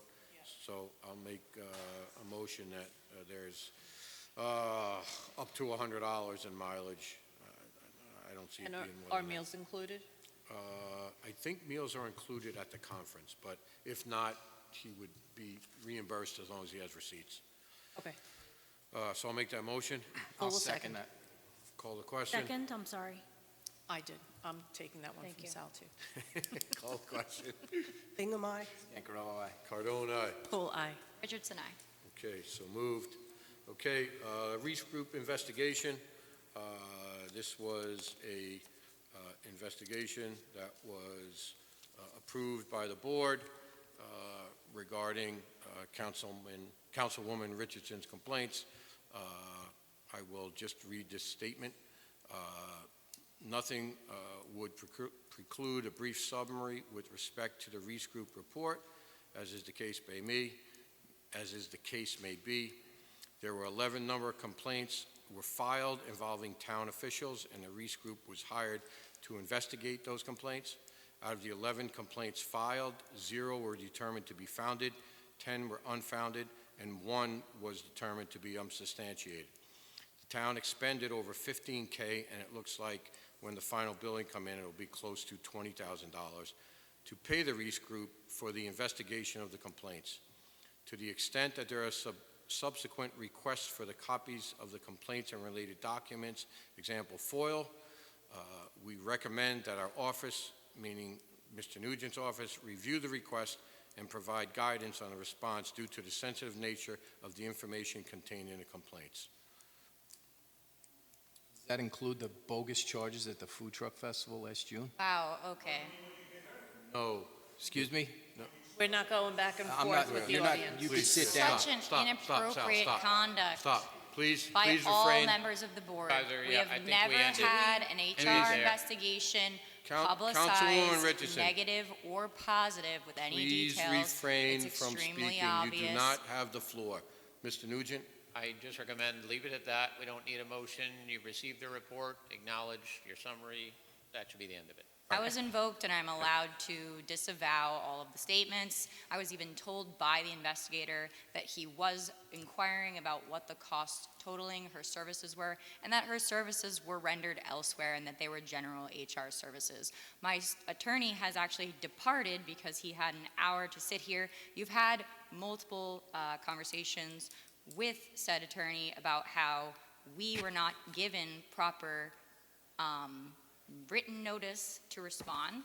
It also deals with an ADA accommodation request. So this entire situation is ridiculous, and the actual wording of the complaint as finalized is that it's not predicated on discrimination for a disability, and it relies on I ask the board federal members not to comment, statute, but you can a continue. federal Say that again, statute. I'm just Counsel? asking the board members not to comment. You can continue. A Yes. federal statute that ignores perceived disability as the entire argument is predicated on when a doctor's note was submitted. And the entire HR process in this town is flawed. And the 6-month delay plus an additional month's delay, I decided to prioritize my time and start working for the public and stop participating in a process that is inherently designed to benefit a corporation.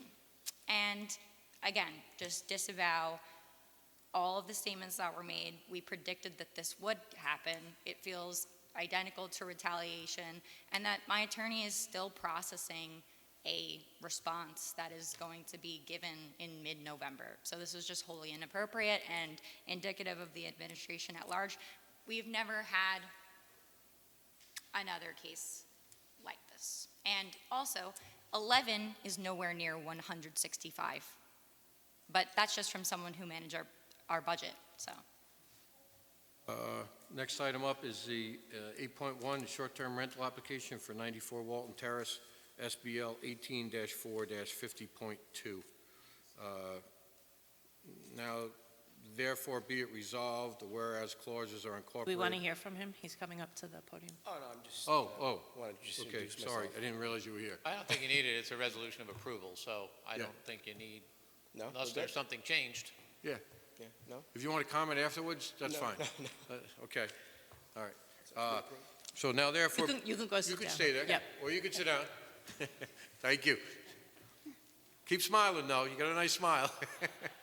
The whereas clauses are incorporated herein as if set forth in full. Section 2, pursuant to the Town Code, Section 40-8, parentheses F, the Town Board hereby determines that, 1, adequate parking facilities are provided to meet the parking requirement of 4 off-street parking spaces, which are provided in a manner that does not impact the residential character of the neighborhood.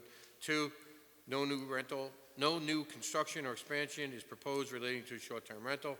3, the structure and lot are conforming to the requirements of Chapter 40 of the Town Code, and the lot and structure are not considered existing non-conforming uses or buildings. 4, adjoining residences and their yards are generally afforded a reasonable degree of privacy from view by occupants of the proposed vacation residence or partial vacation residence by the imposition of landscaping and privacy fencing. And 5, the number of permitted short-term rentals surrounding the proposed property are not excessive in number as to result in adverse character impacts to principal residences in the neighborhood. I'll make that motion to approve. I'll second. Okay, so. Just with the I'm- conditions set forth in the resolution. Yeah, I have to read section, You don't have to read these at all. I was just going to discuss that before you make the motion. If it's been posted and the board has it and it's on, you don't need to read these resolutions. I know they're very long and very similar every time. The only time you really need to read a resolution is if it's not been made available to the other board members. But okay. these are out there well in advance, so you can just say, we're making a motion to approve the short-term rental at whatever address. So the town board hereby approves, I'll make this motion, the short-term rental application for 95 Walton Terrace, SBL 18-4-50.2, which is owned by the applicant Michael Dye, and that's D-Y. Second. Call the question. Hingham, aye. Stancarello, aye. Cardone, aye. Cool, aye. Richardson, aye. Okay. Thank you, Michael. Appreciate it. You could go home and go to bed. Thank you. Okay. Item 8.2 is the amendment to the Town of Monroe fee schedule regarding tree removal permit fees and mitigation fees. Discussion? Yes, so we actually started a conversation, Mary and I, about the fees for the tree removal. The current fee is $750, and then the proposed fee in that law that we did spend a lot of time on was $1,250. In conversations that I've had with Dennis Fordham from the Conservation Commission, he and I have both said that $1,250 is quite a bit of money to ask somebody to pay for one unit, as it would be considered for the trees. Unless it's a developer who kind of takes down a few extra trees along the way. Well, but even then, I kind of feel like having a fee that is excessive is going to make it even more difficult to enforce. So I'm in favor of lowering that. Quite frankly, I think we should leave it at $750. Per unit? It's a different structure. Yes, but still, per unit, $750. So that's still. Per tree. Yeah, it used to be Per tree. Is it tree? But there's tree units now. Unit. Right, so when you take down a very large tree, that's worth multiple units. Yes. Yeah, so Right, and so Dennis and I have kind of gone back and forth over what the value should be, and we've both come to the agreement that $750 is more palatable than $1,250. Per tree unit. But this is a conversation for us to have. So, I think it should be higher because, $750 to a developer is, Right, do we lot of should- money. it- Well, but keep yeah. in mind, it's per unit, so a large tree, a tree that's, Like an oak that's going to be multiple units. Do we have the unit? they're in the code somewhere towards the end, I believe. I Chapter don't think it- 57. Val, did you update E-code with that online? Okay, let me check. And that's been, I want to say the last time I checked, that was updated. Last time I checked, it was not.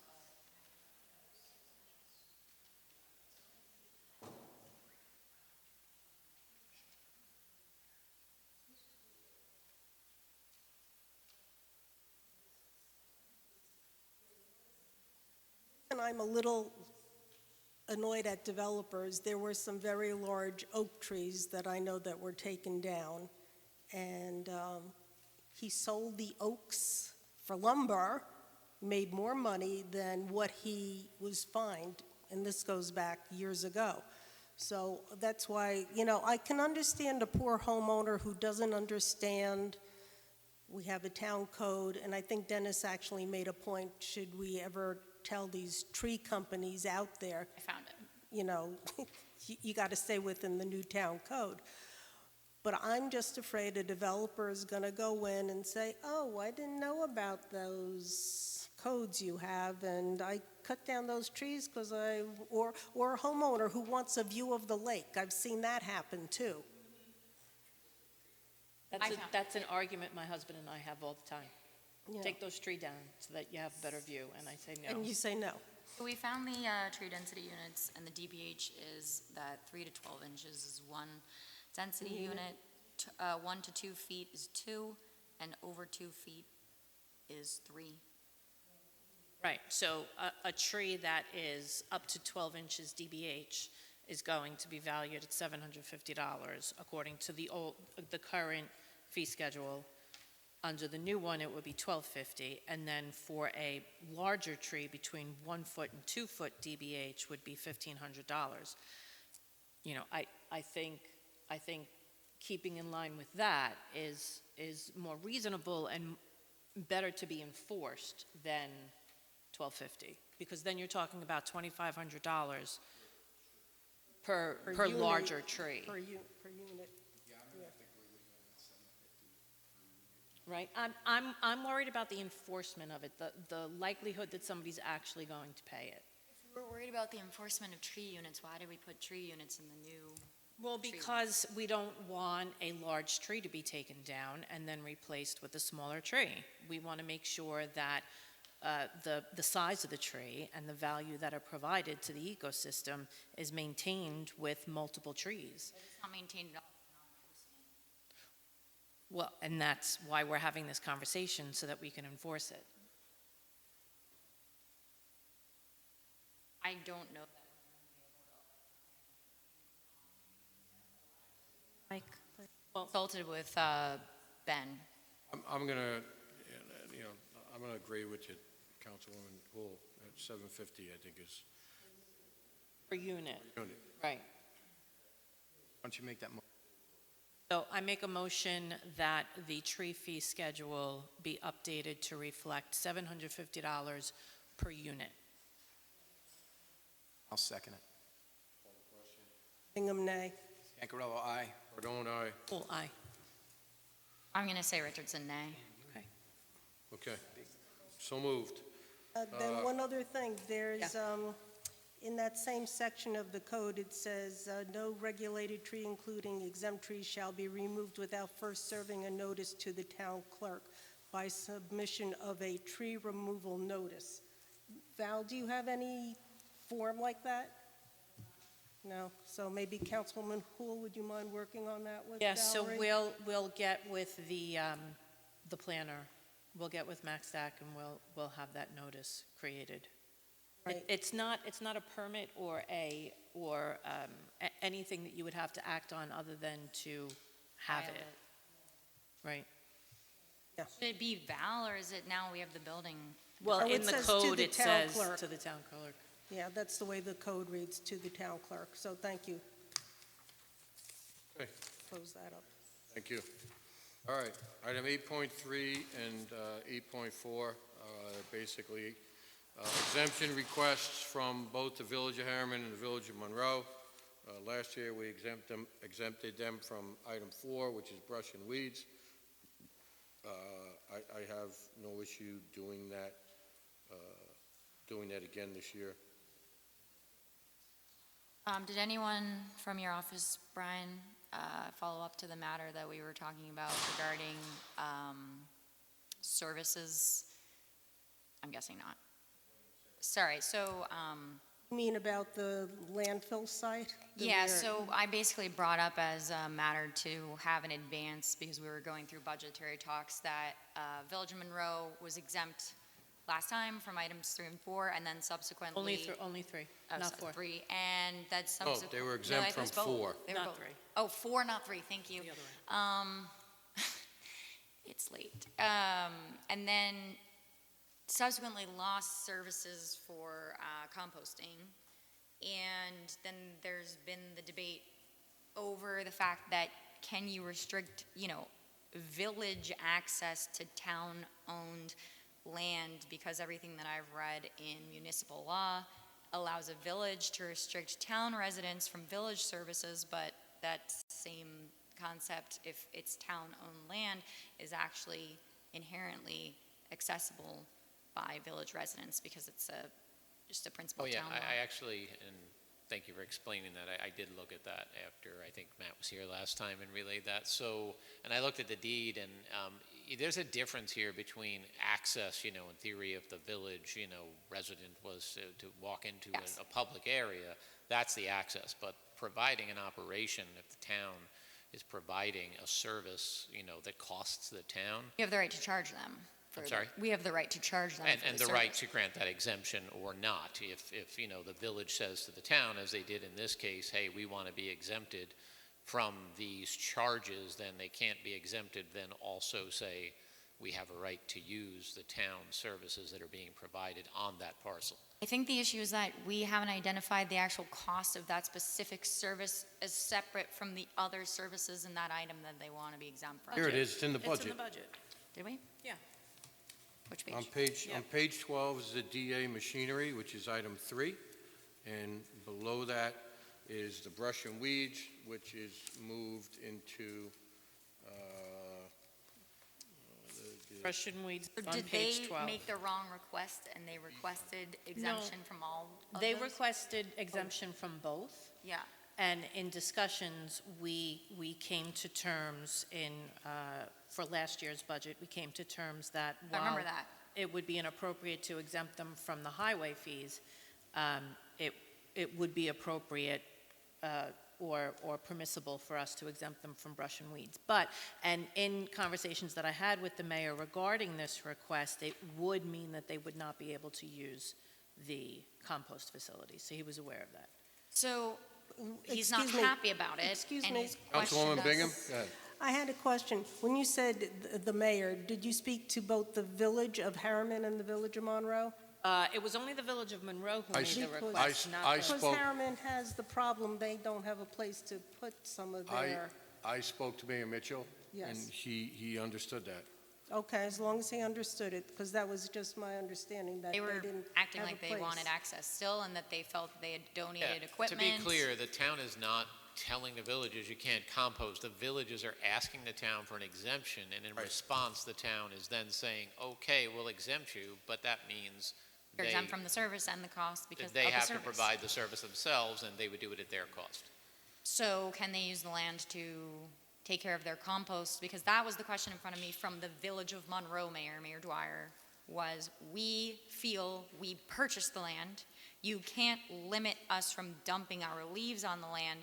They are now questioning, okay, you pay an employee to then process those leaves.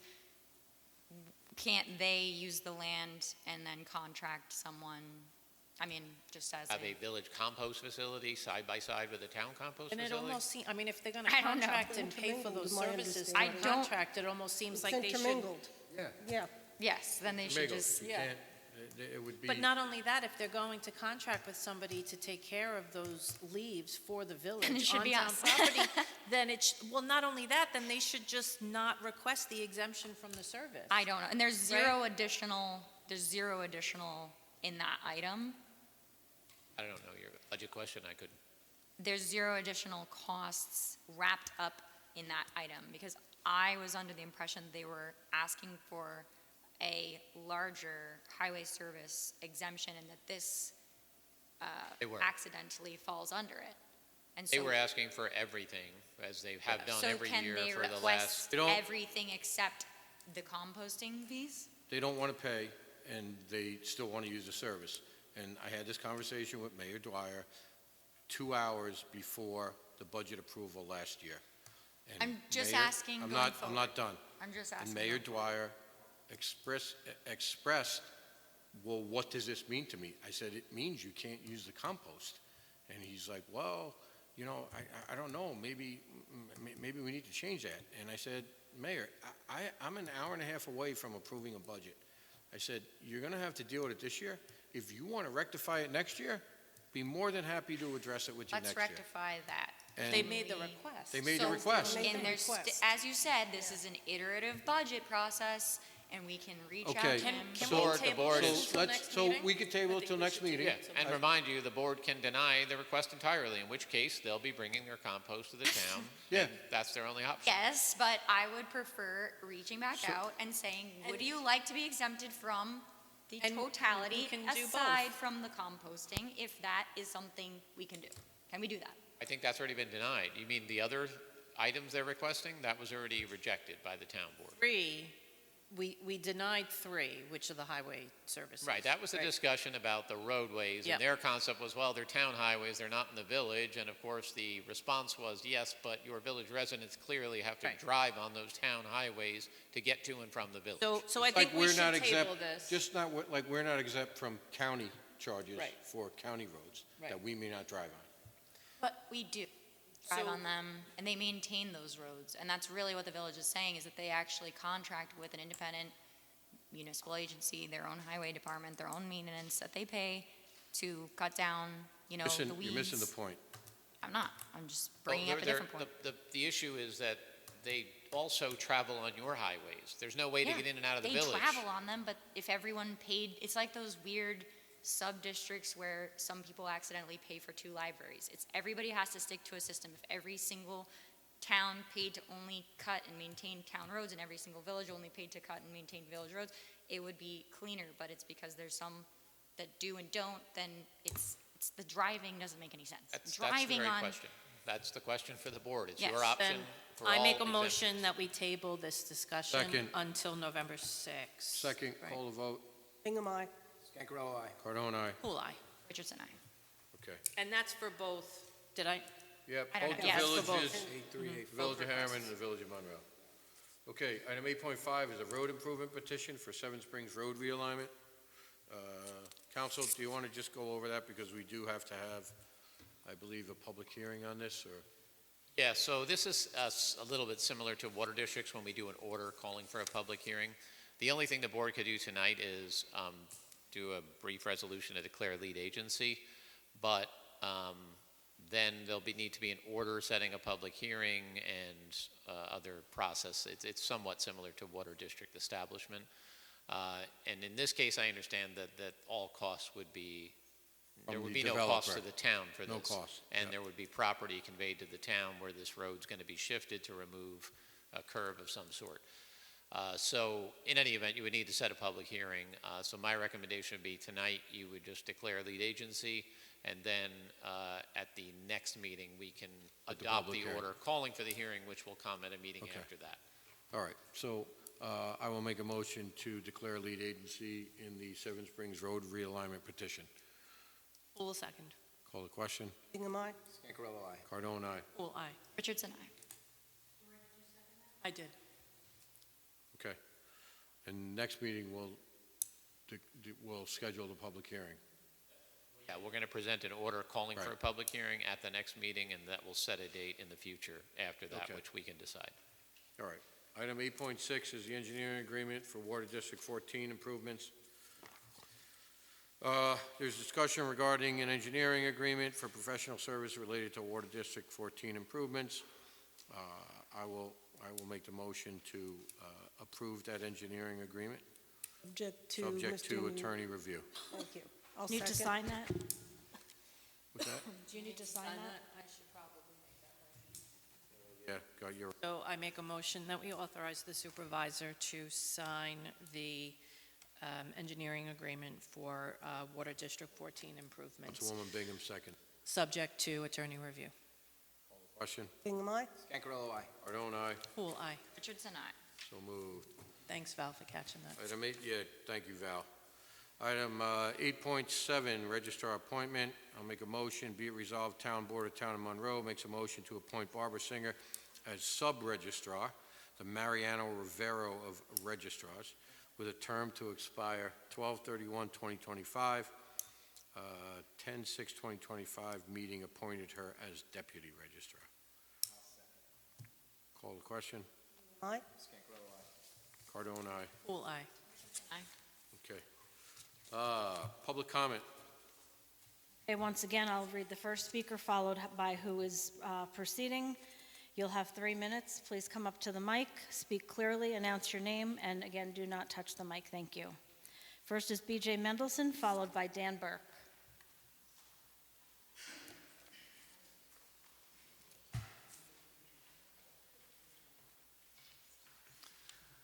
Well, there's a lot of places to start. Let's go with the easy one. Mr. Scancarello, have you ever apologized to Councilwoman Richardson for assaulting her at your food truck festival? Yes or no? We don't Mr. go back and- Mendelson, No? you know Oh, the well. rules for public hearing. Oh, This is not a well. back and forth. We will I not be hear answering complaining. your What's questions. that? I thought you have to get the truth at the town board meeting, Dory. Isn't that what you tell us? Oh, come down to the town board, you'll get the truth. And then Mr. you say nothing. Mr. Mendelson, This if is you not Mr. have... Cardone, if you want to give us an honest answer. Could you stop the time for a second? If you have items I sure do. to discuss pertaining to town business, I sure do. please do so. I'm happy to. Thank you. Would you like to interrupt me again? Start it. So let's try And it again. just for clarification, there is no back and forth with the Sure, board okay. members. I'm going to ask my yes or no questions anyway. So, Mrs. Scangarello, have you ever apologized to Councilwoman Richardson for assaulting her at your food truck festival? Mr. Scangarello, have you ever apologized to the Jewish community for your son's TikTok account where he threatened to murder at least 2 different Satmar men? No? Nothing? I got photos of that one. Mr. Cardone, thank you for proving my point this evening. You made a campaign speech disguised as a budget presentation, and then you went on for a mysterious budget item to attack your electoral opponent, proving once again that you're happy to spend town money to attack and promote your causes. Bravo. $750,000 for a sheriff's stunt, another $15,000 and $20,000 to attack Miss Richardson, who, by the way, is the first person that has ever run against you since you became supervisor. Now, I do have a question for Mr. Cardone. You signed an IMA with the town of Woodbury for their animal shelter. Ms. Luciani has been aware for at least 2 years of a sewage and drainage problem, and since Ms. Luciani has taken over as supervisor, there has been a parade of resignations from the animal shelter. Mr. Cardone, did you discuss your concerns with Catherine Luciani concerning the governance of the Woodbury Animal Shelter when you discussed the IMA? No answer in that one. You're just going to throw a fit, though. That's okay. Ms. Houle, let's talk about the proposed budget, because apparently I didn't do that enough. During the Jennings Creek fire, you were telling your friends on Facebook all of these updates about what was going on with the fire and what was going on with the mini fires along the Monroe-Tuxedo border. You failed repeatedly, just like you failed to let people know about the potential poisoning of Lake Mombasa from those oil spills. You failed to inform town residents of the potential danger of the Jennings Creek fire. Since I apparently didn't talk enough about the budget with you, how about when we get to talking about the budget, you talk about how we can go about protecting our citizens with an emergency plan or a reverse 911 or any other mechanism that can inform the town residents just as well as you informed your friends on Facebook during an actual emergency. The 3 of you suck. I gotta go. Peace out, losers. Sal, I'll see you soon. Dan Burke, followed by Carmen Timmons. Yeah. Road, Town of Monroe, Village of Monroe. I want to thank Valerie and Barbara Singer. I foiled to get the numbers on the theater, and here they are. So they took in $527,000 this year so far, right through September, that's substantial, very nice. It doesn't have the expenses, so you really can't see, what's going on there. But I keep discussing the theater because we do own it. It's an asset. It's something that we should try to make the most of, even if we disagree on whether we should have bought it in the first place. We bought it for $880,000 at an auction. And then we spent another $500,000 for the elevator, redoing the floor, the digital cameras, and we got it up and running. And what had been like a blank because of Irene, in the middle of the village, it became a living thing where people went and watched the movies. And, going forward, what we have now, we have those 5 events. And this board has put on events. I mean, the food trucks, even the cheese festival. When I'm talking about 5 events, there should be major things that people look forward to. Oh, next year, are you going to the International Film Festival? Oh, it was great last year. That's the level I'm thinking of. How about Monroe's Got Talent? See if you get people who come in and sing or whatever. It's got to be gigantic. Bring people there, and then there'll be a hangover from it. People will be used to the building. They'll be in there. They'll come back for movies. And at some point, there'll be enough of money coming in for the town to get some money out of it instead of, we're losing $29,000. Just, Mr. Cardone, let me just say this. When I had the theater in 2018, we were in the black. We were close to, for that year, up to $60,000. Now you have the theater, we're in the red. and you're losing about $29,000. But we shouldn't argue about crap like that, you know, but I just wanted to make that point. And thank you for listening, and I hope the next sound you hear is a lullaby.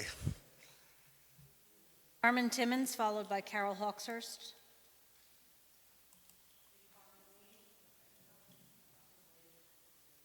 Carol Hawkshurst. Carol is the last speaker. Last but not least, good evening.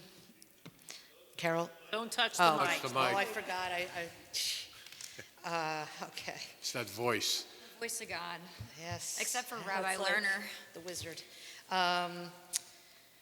So I just wanted to point out that, you know, I've been attending town board meetings for a number of years. I've also been watching the pre-recorded board meetings because as late as these meetings go, sometimes I just can't stay up. I don't know how you guys do it. But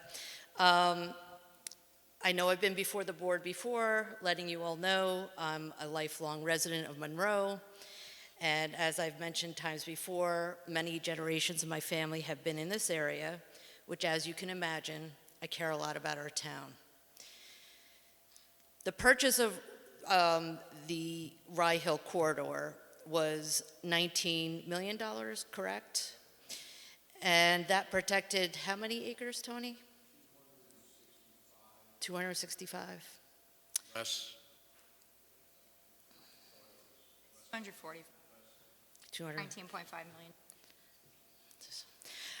Carol, call me tomorrow. Okay. I'll show you that. Yeah, so the question that I mean, was it worth it to our town to purchase this? Yes. I mean, obviously, yes. I think everybody here would say yes.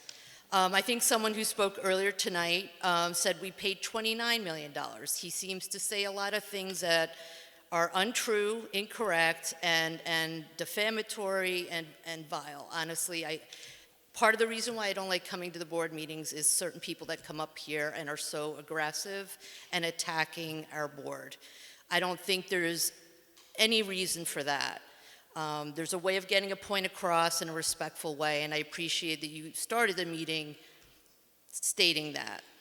I just also want to say that the same person, I just need to say it, said I went to a meeting with you about bus issues or bus safety.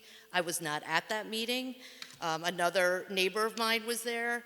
He just puts things out there just to create controversy and saying that there was a yeshiva that was being put. Like, why does he have an interest on Hawkshurst Road?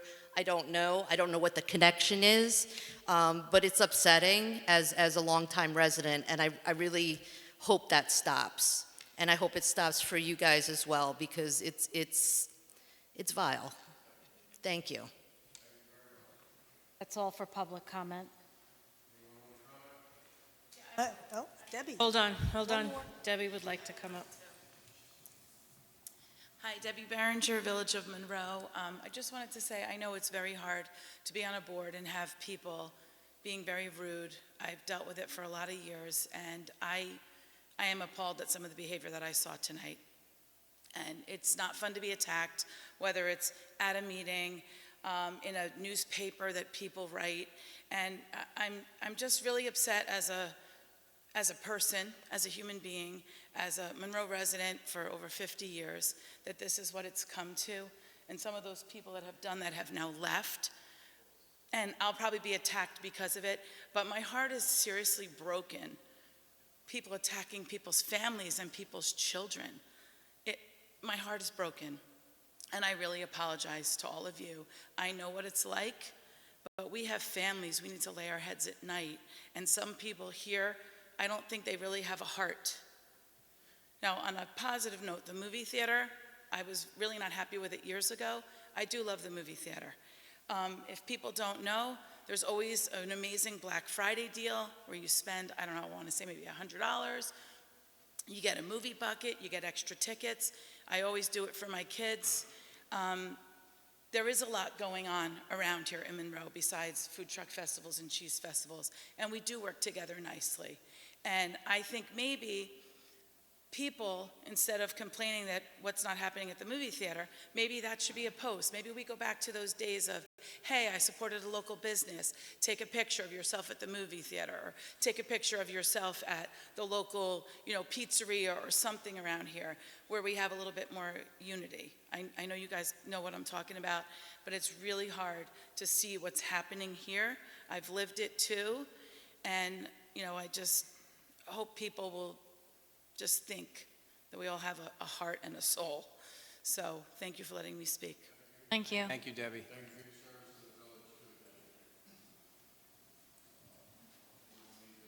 Yeah, I want to say a couple of things. Carol, when you came up, you kind of jogged my memory with the master plan. So I'm just going to ask the supervisor to again look at the budget to see if we have adequate money for a master plan, because that comprehensive plan is going to have to be redone. We know the demographics of Monroe are changing. And Dan Burke, thank you for coming up, because you reminded me about the solar farm. And to the supervisor, back in January, we had Melissa Zott. We had a couple of emails. Their firm does do some kind of consultation, you want to call it, or review for the solar farm. So again, if you could maybe look into that for the budget. I don't know how much that would cost, but if you want that email, I'm sure I could dig it up again. And finally, Water District 12. I pulled up the resolution, which goes back for about a year, and it says we were going to let Blooming Grove use it. Now, as this board knows, we never surplused it, we never sold it, we never... The tank, yeah. So I would just like the supervisor to once again reach out to Blooming Grove. If they want to keep it, then we have to decide on a fair price, and we need to surplus it.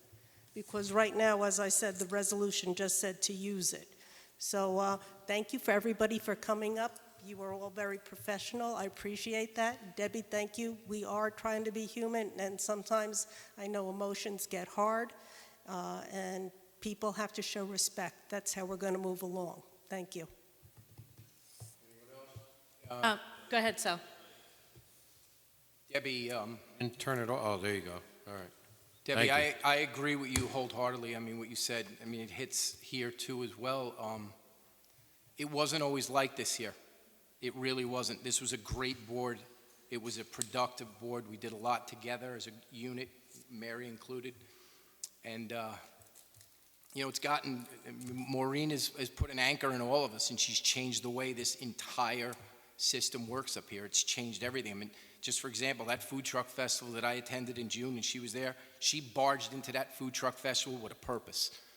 And the next thing you know, volunteer. Can I speak? You're invoking me, and this is against And the you board I am not. format. And you invoke all of us. time. I literally Please, do not. Let me continue. Please, You're- let him continue. Blaming The me next for the thing I know, conduct I'm of getting a speaker. police report that I assaulted someone, No, you didn't. which, yes, I did. No, you didn't. And then 2 days later, I have to go to court for something I never did. It's just, we're supposed to work together as a team. This is not a team up here. It's politically divided by the one on the end there. No one else. Yeah. Because we've worked with Democrats before, and we've never had a problem. All of a sudden, the trouble comes from the person on the end. All right? That case got thrown out of court by a Democratic judge in 2 seconds. Oh, it because there was no evidence. And that's it. That's No. all I have to say. Councilwoman Hull? Yeah, so I want to address B.J. Mendelssohn's comments about my lack of warning people about the dangers of the Jennings Creek fire.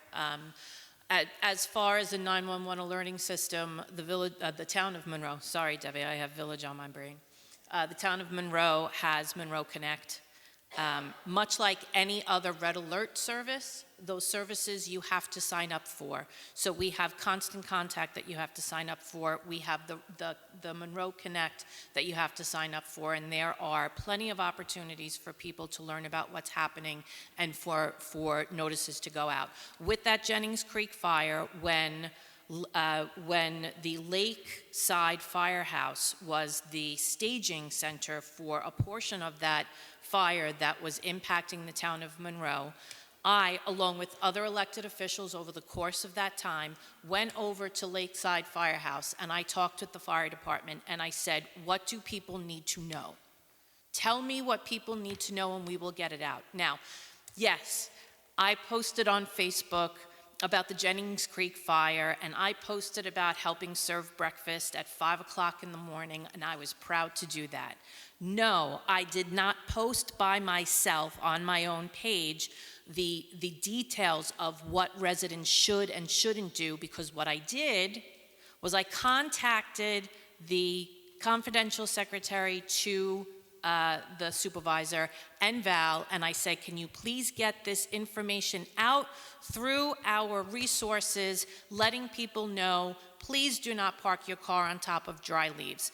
Please do not light any fires or drop any cigarettes. Please be careful about what you're doing. I didn't need the credit for that. I passed on the information so that the residents would be able to have that information. So, yet once again, and if Mr. Mendelson was sitting over there, I would say the same thing. 1 minute. Yet once again, Mr. Mendelson is filling everyone's heads with lies, and quite frankly, I am tired of it. All right, Councilwoman I would like to Richardson? address actual town business instead of the continued obsession with an online blogger and pretending that Not an online anymore. You are now interrupting me. You're now interrupting me. You're literally saying that 1 or 2 people direct your entire course of action as a board that claims 2 terms of experience and that you weather any storm. Let's quote that. Let's move on. And I agree that the comments made here tonight were inappropriate in nature and that you have the entire purview of the rules of conduct to prevent that.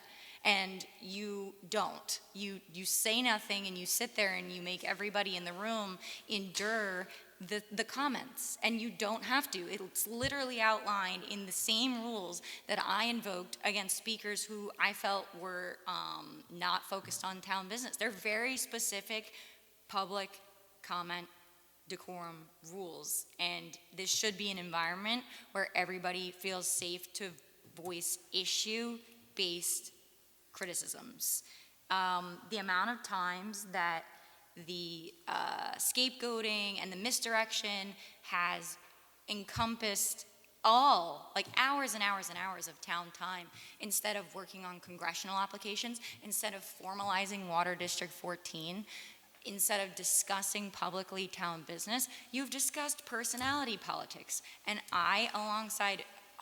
countless residents are just tired of the lies that you guys are telling, which are not the same magnitude. Don't misunderstand.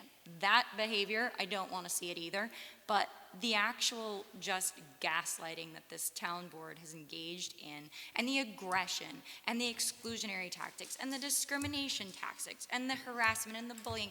I mean, the amount of residents' complaints that I get, that it's an unpleasant experience to contact the town board with any problems because they feel that they are immediately retaliated against. The amount of just concerned residents looking for information shut out by a board that prioritizes essentially a totally different approach to government than what's outlined in the Town of Monroe Municipal Code and policy of being open, transparent leaders that are supposed to publish information in advance, that are supposed to be thoughtfully planning, that are supposed to include all representatives. We all know what is going on, and it's not your private friend group. This is a government, and you sound like the eldest child of a family that had a new baby. You need to get over it. People elected who they elected, and you didn't treat Mary with the respect that she has earned for over 2 terms, and she's voiced that, and I have voiced that, and we've been disappointed in the partisan politics and had to fight against it tooth and nail just to represent people, and it should be put aside. I don't know if you were at the same meeting tonight, but I think you're totally incorrect in your statement. As far as Water District 14, we worked on that for probably 6 years to try to get it passed. We submitted a congressional application before we incorporated it. Can you please stop interrupting? As soon as you do, Tony. Respect should go both ways. We dealt with that since 2019, and we got it done. Dory, myself, and Mary got it done. You had nothing to do with it, so don't make a comment that we did nothing about it. Oh, I had nothing to do with it. I only called the governor's office and had to point out to you that you should simultaneously walk the bills, unlike my the year God. prior where We you asked literally you had it to be part of our delayed. You team, didn't. and I remember All right. you So saying here's, to us. Dory, here's what we're going to do. Here's what we're going to do, because you can't, I'll make a motion to adjourn. I'll second. Call the question. Bingham, aye. Scancarello, aye. Cardone, aye. Pool, aye.